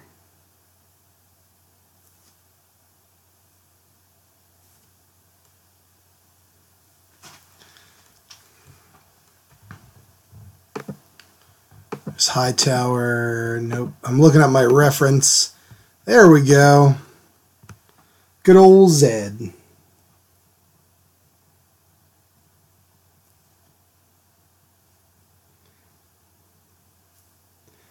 Okay. Let's come along here. So we haven't talked about Star Wars this week. Anybody want to bring anything up?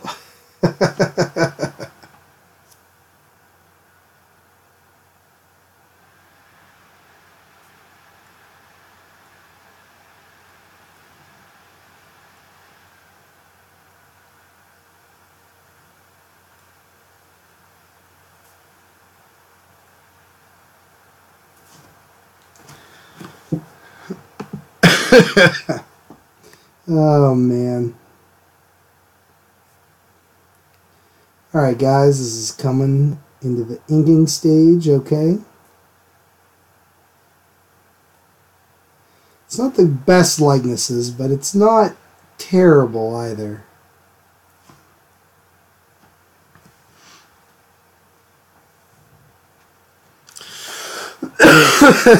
I said Star Wars, and everybody made a comment. Thank you, everybody. Oh, man. Mike, you don't know anything about Star Wars. Star Trek, really? Star Trek is the best. I love it.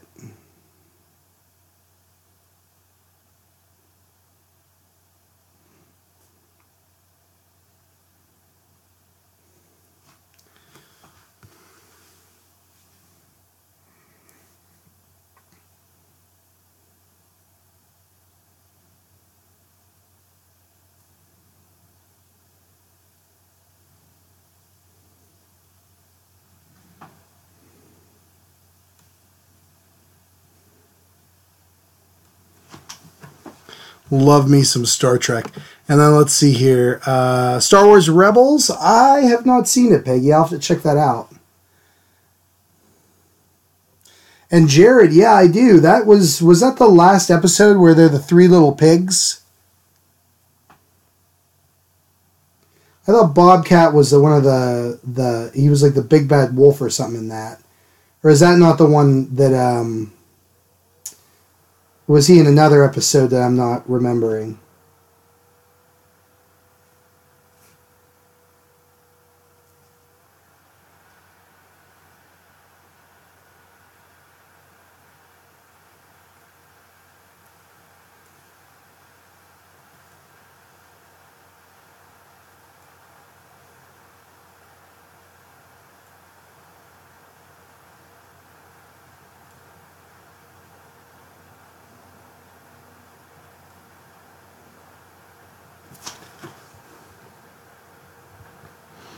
Hold on. Oh yeah, with the Star Wars one with Shell. Yeah, she colored in my Grand Moff Tarkin. You would have to go to her channel for that. She only's got a couple. They just had a baby, her and her husband, a little bit ago. So I don't think she's added much to it. But, you know, that's awesome for them. Yeah, so that's Shell Presto, who's a great artist, by the way. Really like her stuff. But let me see if I can get you the channel info here for her real quick.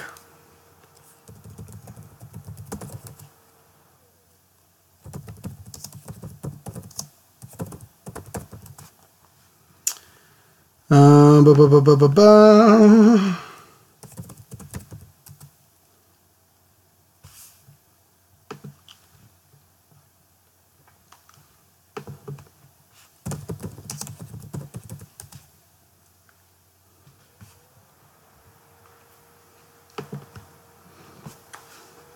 Yep, it's under, if you look up Shell Presto DiBaggio, Dibaggio, Shell Presto DiBaggio.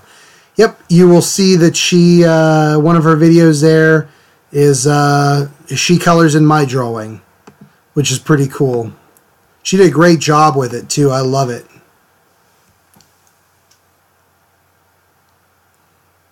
Oh, yeah! Jared, how could I... Yeah. How could I have forgot that? That episode... Yeah, you're right. I did forget about that episode. It's been so long since I've seen it, though. I used to love Tales from the Crypt back when I was, like, in high school. We didn't have HBO, but we could get them, like, on Sci-Fi. They'd be, like, censored, you know? But I thought it was such a cool like show, and it was on late nights too, which I absolutely adored.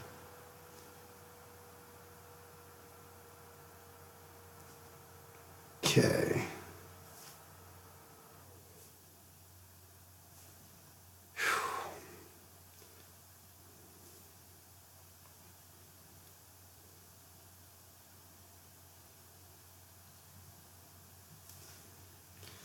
Police Academy hat here.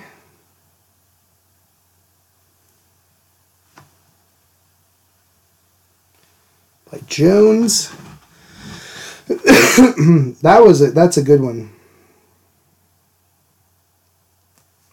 Speaking of twins, what's the one where is it Danny DeVito or Joe Pesci plays a con artist who's pretending to be twins so he can hook up with these rich twins and marry them both? Great ending on that one.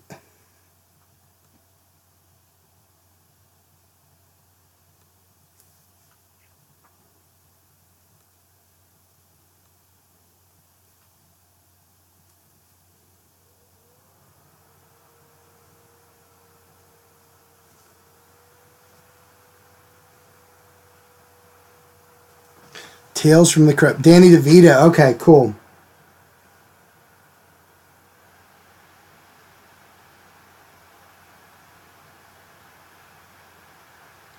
I knew it was one or the other. I couldn't remember exactly which ones.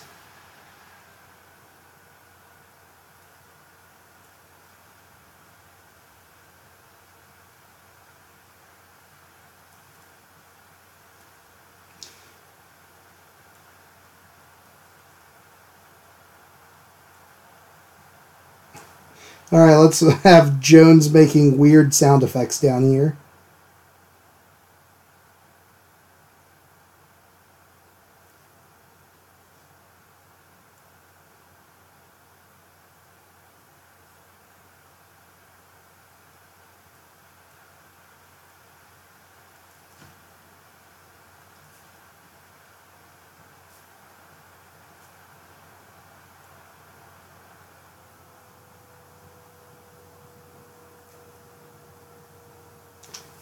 There we go. Really? Uh-oh. Uh-oh.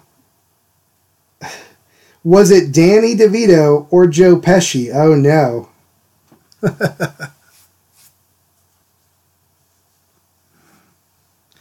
Brian, yep, it pretty much is, I gotta say.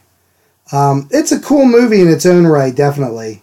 But yeah, it definitely feels like an Evil Dead 2 situation where it's like, it's a sequel, but also a retelling kind of a thing. I don't know, I still dig it. And I like to see the cast back is always fun. You know?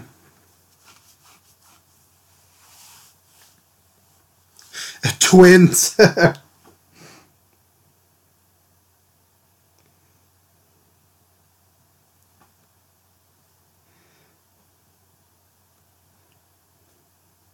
Isn't it weird how Danny DeVito and Arnold Schwarzenegger had like a friendship in the 80s and were in a bunch of movies together?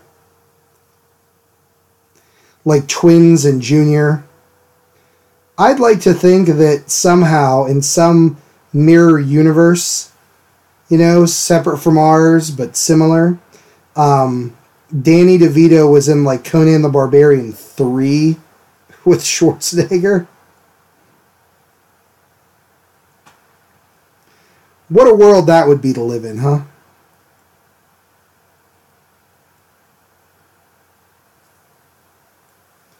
What a world indeed, folks. Okay. Pushing on through here.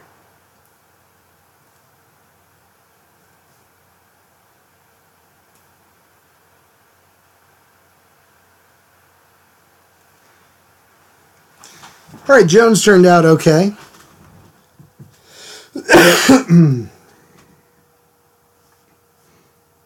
Yeah, I don't know what role he'd play in Conan the Barbarian 3. Maybe he'd be like, you know what? In kind of a twin situation. He's actually Conan's long lost like brother from the the barbarian tribe.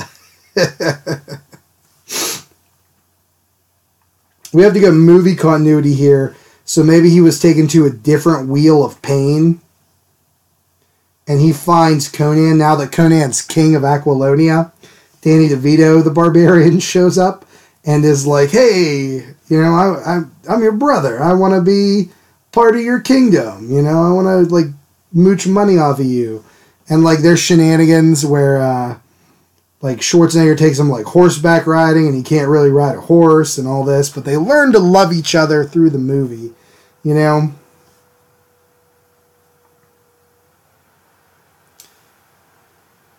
They learn the meaning of family together. When, like, that horde of barbarians from the Beastmaster tries to conquer Aquilonia, it's up to Schwarzenegger and DeVito. They have to put aside their differences, work together, and learn the true meaning of family to put a stop to the Jun hordes.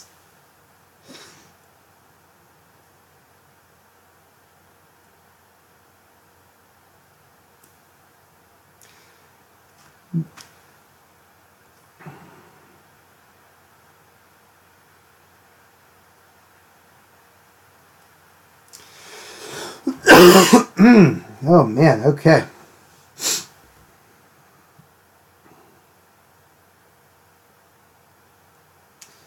Maniac Cop, you're next, buddy. Bud the Barbarian, yeah. I don't think you guys understand how much money I'd pay to see that happen. You know, they could always do a Conan 3. It's the same plot, but they're now, like, what, you know, in their 60s. Danny DeVito's, what, like 70-something? I think that would still make a great movie.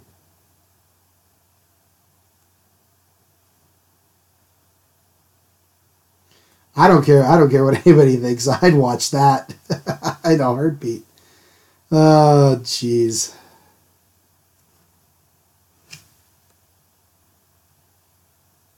Danny DeVito should appear in the next Expendables movie, too. You know?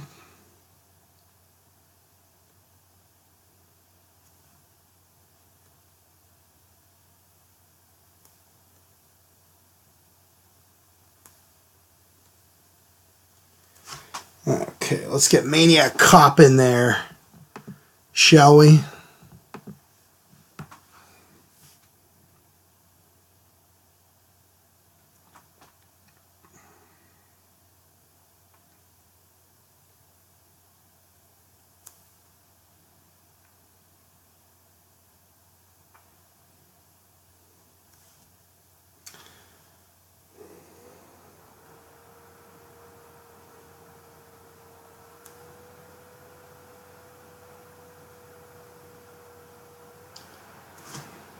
Maniac Cop's got a really cool design. And Robert Zadar is amazing, so that's also got it going for it. Okay, so he's got kind of this rictus skull grin here.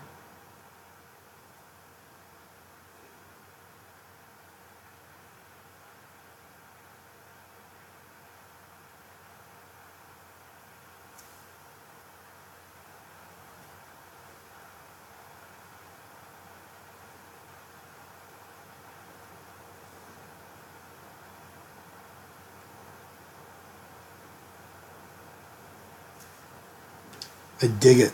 Like a garden. I have watched Romancing the Stone, Peggy. That's a good one. It's at least like, maybe good's not the best word, but it's so much fun.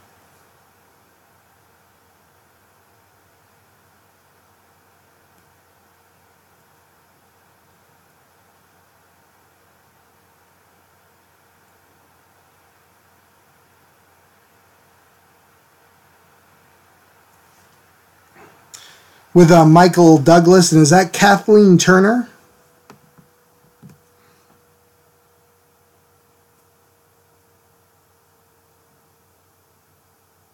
And then the sequel to that is Jewel of the Nile, if I'm not mistaken. Is that right?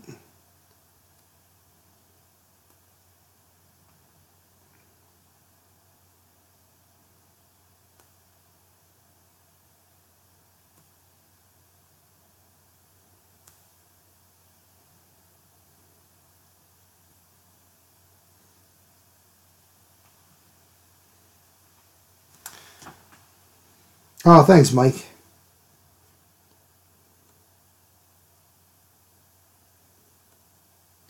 We're getting there. I want to make the areas around the eyes nice and dark here so the eyes pop out even more.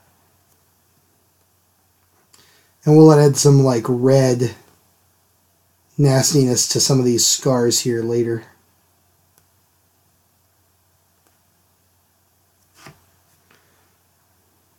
Alright, good deal, good deal. Let's move on to Harris.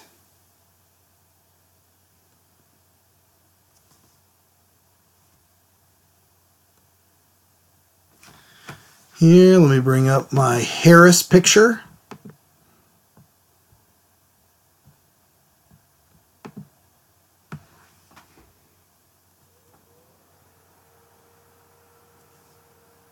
Go, just add in the hair here.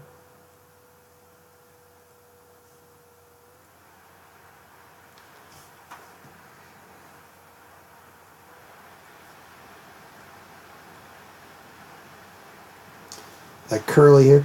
You know, I find myself, I very much respect the people that do, like, they can be in a comedy movie as, like, the straight man bad guy, you know? Like Harris here, and, you know, Ted Knight from Caddyshack. You know, because everybody's allowed to be, like, zany and goofy, but you have to be pretty subdued for the most part.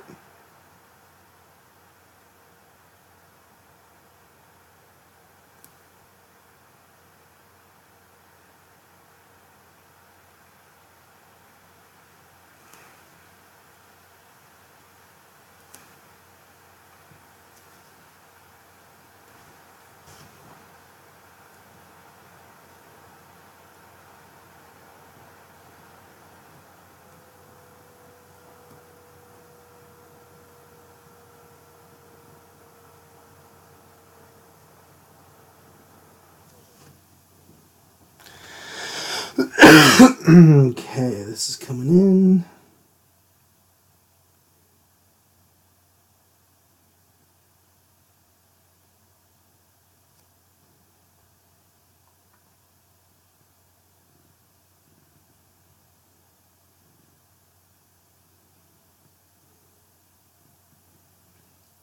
Okay. Okay, let's get in the...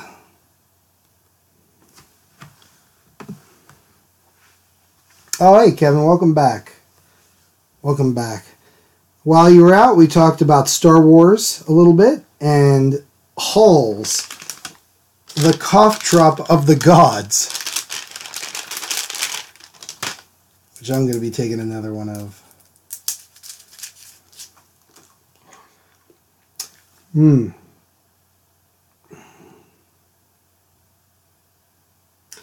Yeah, it's coming along okay. I really like how Maniac Cop turned out. Some of the likenesses are okay here. They're going to need some touch-ups, I can tell. And they're not, like, super precise, but that's okay. You guys know who they are, and that's what's important.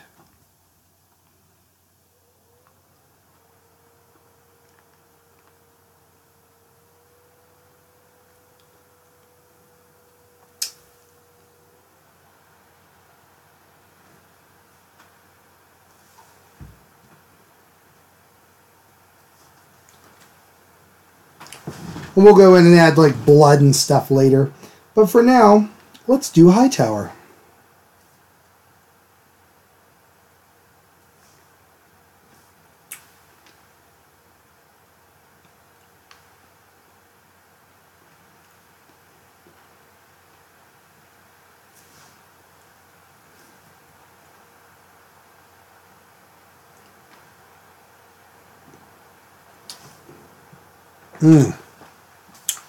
Brian, I use Copic marker. Oh, yeah, thank you. Thank you, Mike. Sorry if I'm not able to see the chat fast enough, guys. But thank you. Yep, Copic markers.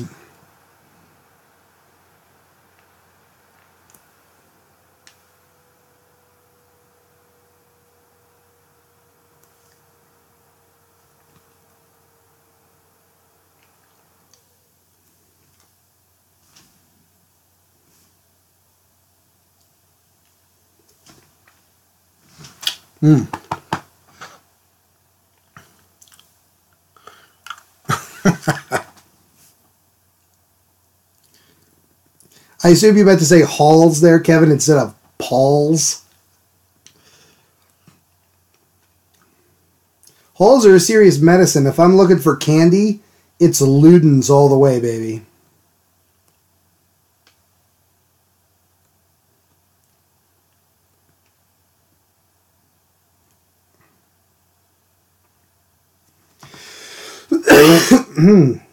Ludens is like, I don't think it has any medicinal benefits whatsoever. Like when I was comparing drug ingredients the other day, this has like menthol, Halls has menthol in it, and Ludens has like sugar.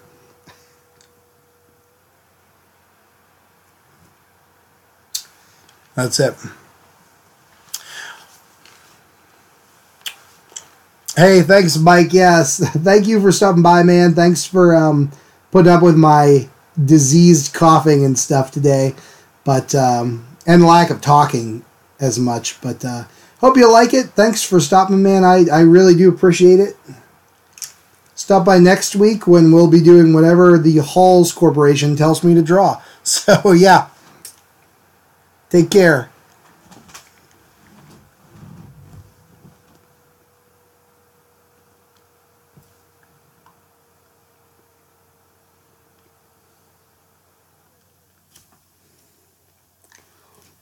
Text to type. That's cool, though. Yeah, Kevin, please don't be having, like, my window open, like, you know, people have GPSs mounted to their dashboard. Instead of that, you have my drawing stream. don't, don't watch this as you drive down the road. It can only lead to disaster. Hilarious, hilarious disaster. We'll see you, Mike. Thanks so much, man. I greatly appreciate it.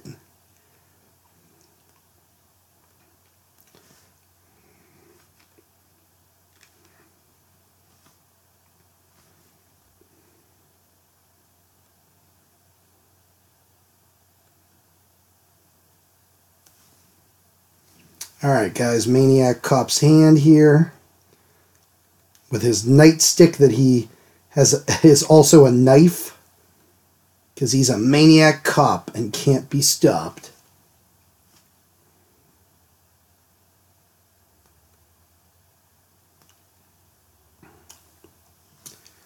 Oh, man. All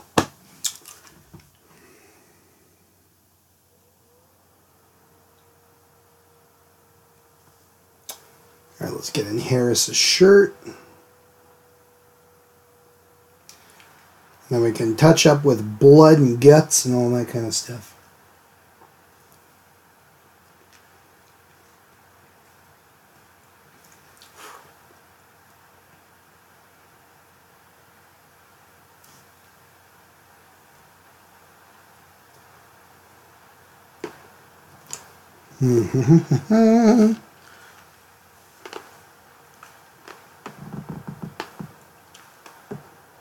Was he really, Kevin? I haven't seen Mannequin in so long. What a classic movie. About a mannequin turning into a beautiful woman.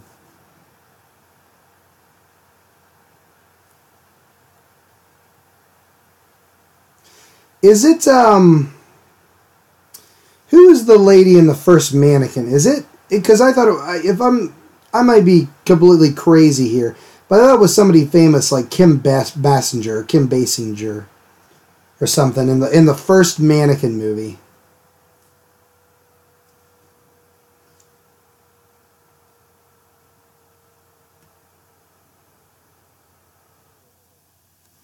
Or am I just like nuts and misremembering things?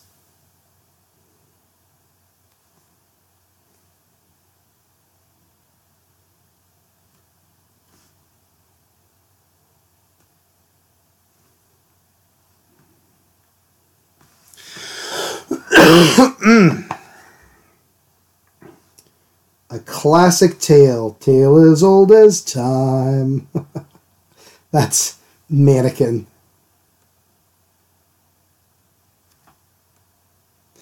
What a classic.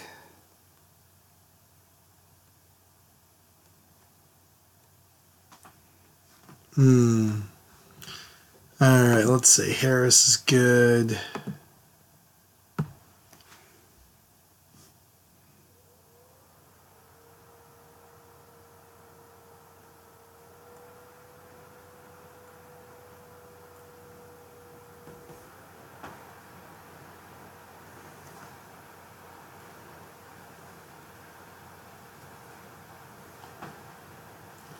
Let's get in Tackleberry. Kim Cattrall. Ah, Kim Cattrall. Thanks, Kevin and Peggy.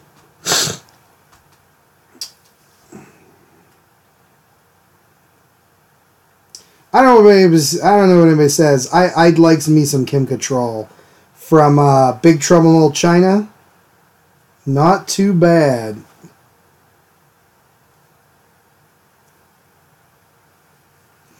I'd say Sex in the City, but I've literally never seen any Sex in the City ever for any amount of time.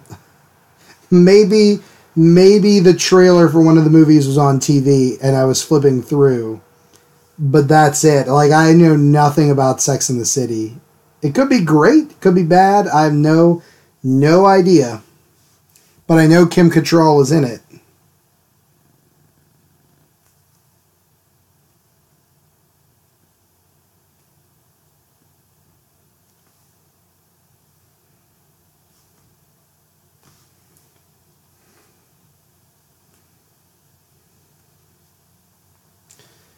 Okay, Tackleberry, you're getting in there. Let's bring up the Tackleberry picture. I guess we could have done Tackleberry in the glasses, but I don't know. We kind of got Jones in the glasses, so I don't know if that's a good idea. I really like how the likeness of Hightower came along, I gotta say. Have I seen From Beyond? Yes, Brian, I have. I love that movie. And that's got Barbara Crampton in it. Another one. I likes me some Barbara Crampton.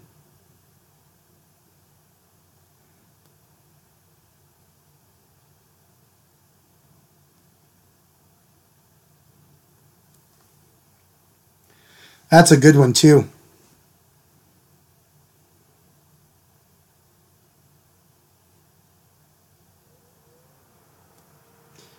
Brian, I'm a huge, too, I should mention, and if you guys watch the channel, you know, often, you know this, I've talked about this before. I'm a huge H.P. Lovecraft fan.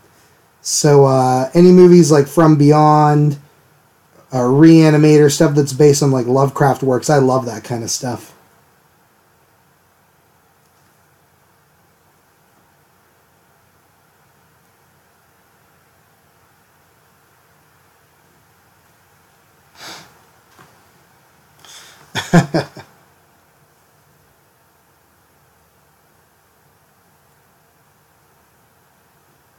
That's a good point, Kevin. That's pretty much what's happened here.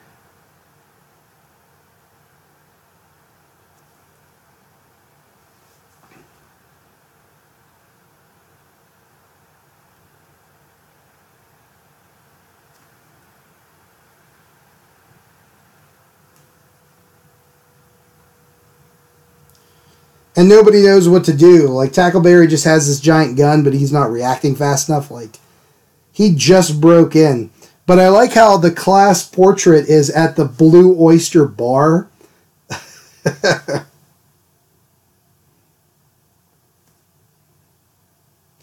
Somehow all the guys have talked Harris into coming down and getting his picture taken with them at the Blue Oyster Bar.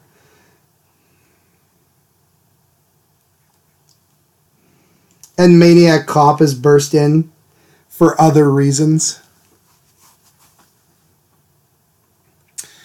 Brian, what's Stuart Gordon been up to lately?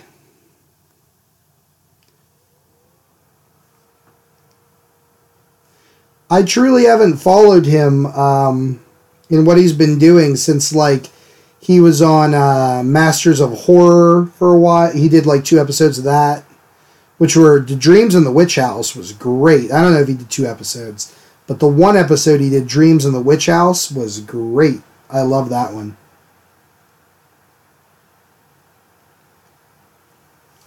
Yeah, let me know. What's he been up to? Because that's interesting. Alright guys, I think the inking's good.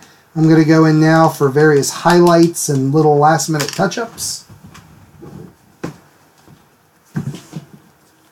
First of all, what I'm going to do is we'll do Warm 4.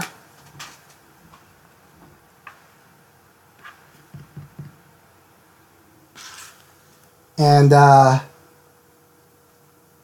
Zed's got to have some stubble.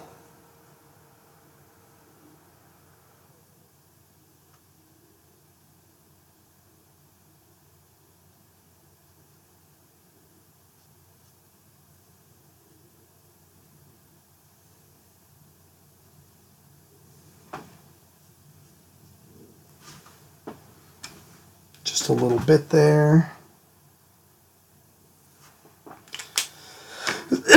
Under the chin, we got to go in and do some tongues.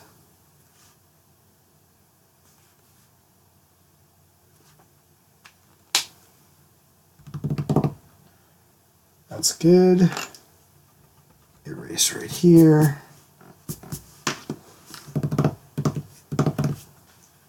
Put in probably some cool gray in the gun barrel.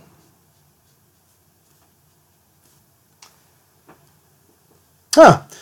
You know what, though? Like, he definitely is a good director. I could definitely see him doing well with dramas.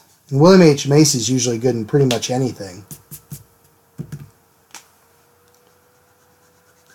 I want this area darker here. It's too much. Move up here.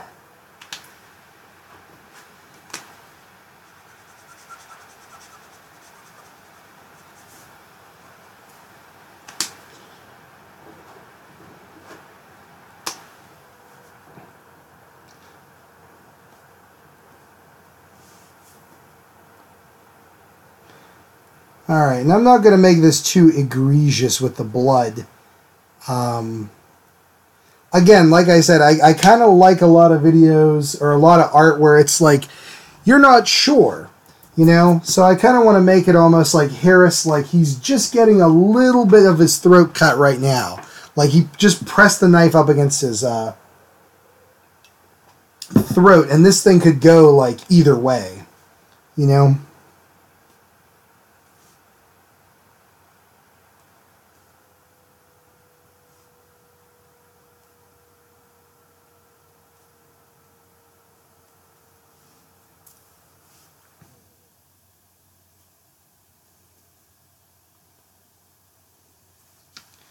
I am happy with 6 out of these 7 likenesses. I gotta say, the Gutenberg likeness did not come together at all for me.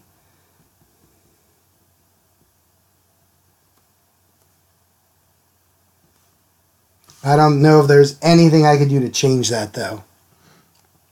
Society is an awesome movie, and really, like, batshit crazy, which I love.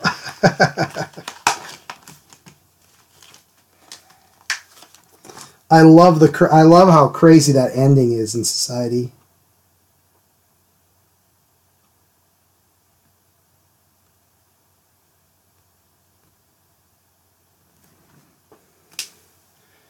All right, there we go, Lieutenant Harris.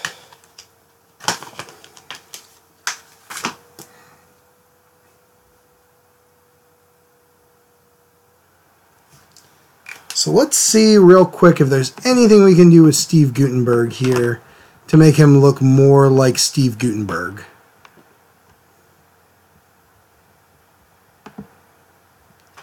He has such a plain face. Man, Gutenberg. Broheim.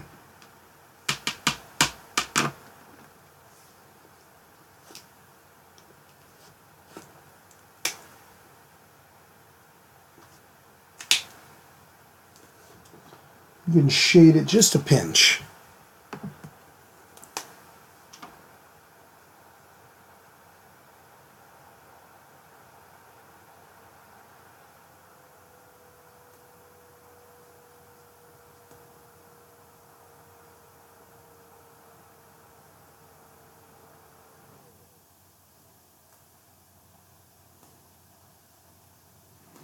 But I think that's all we can do on the Gutenberg front, guys. Okay. Well, guys, let me sign this sucker up here.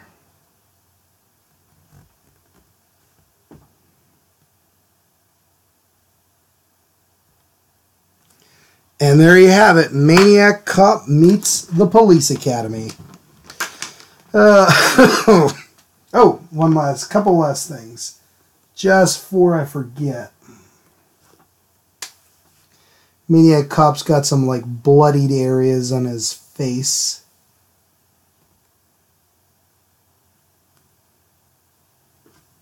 Like that. Perfect.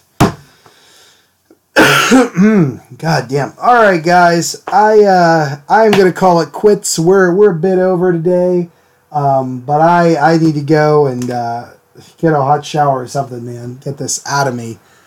But thank you very much for stopping by. Sorry if I wasn't as talkative as normal this time. Just with this damn cold.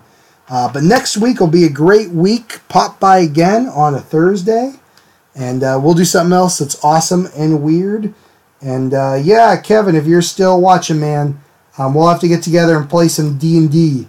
So, yeah, we'll keep that in mind. But that's it, guys. Till next week, we'll see y'all later.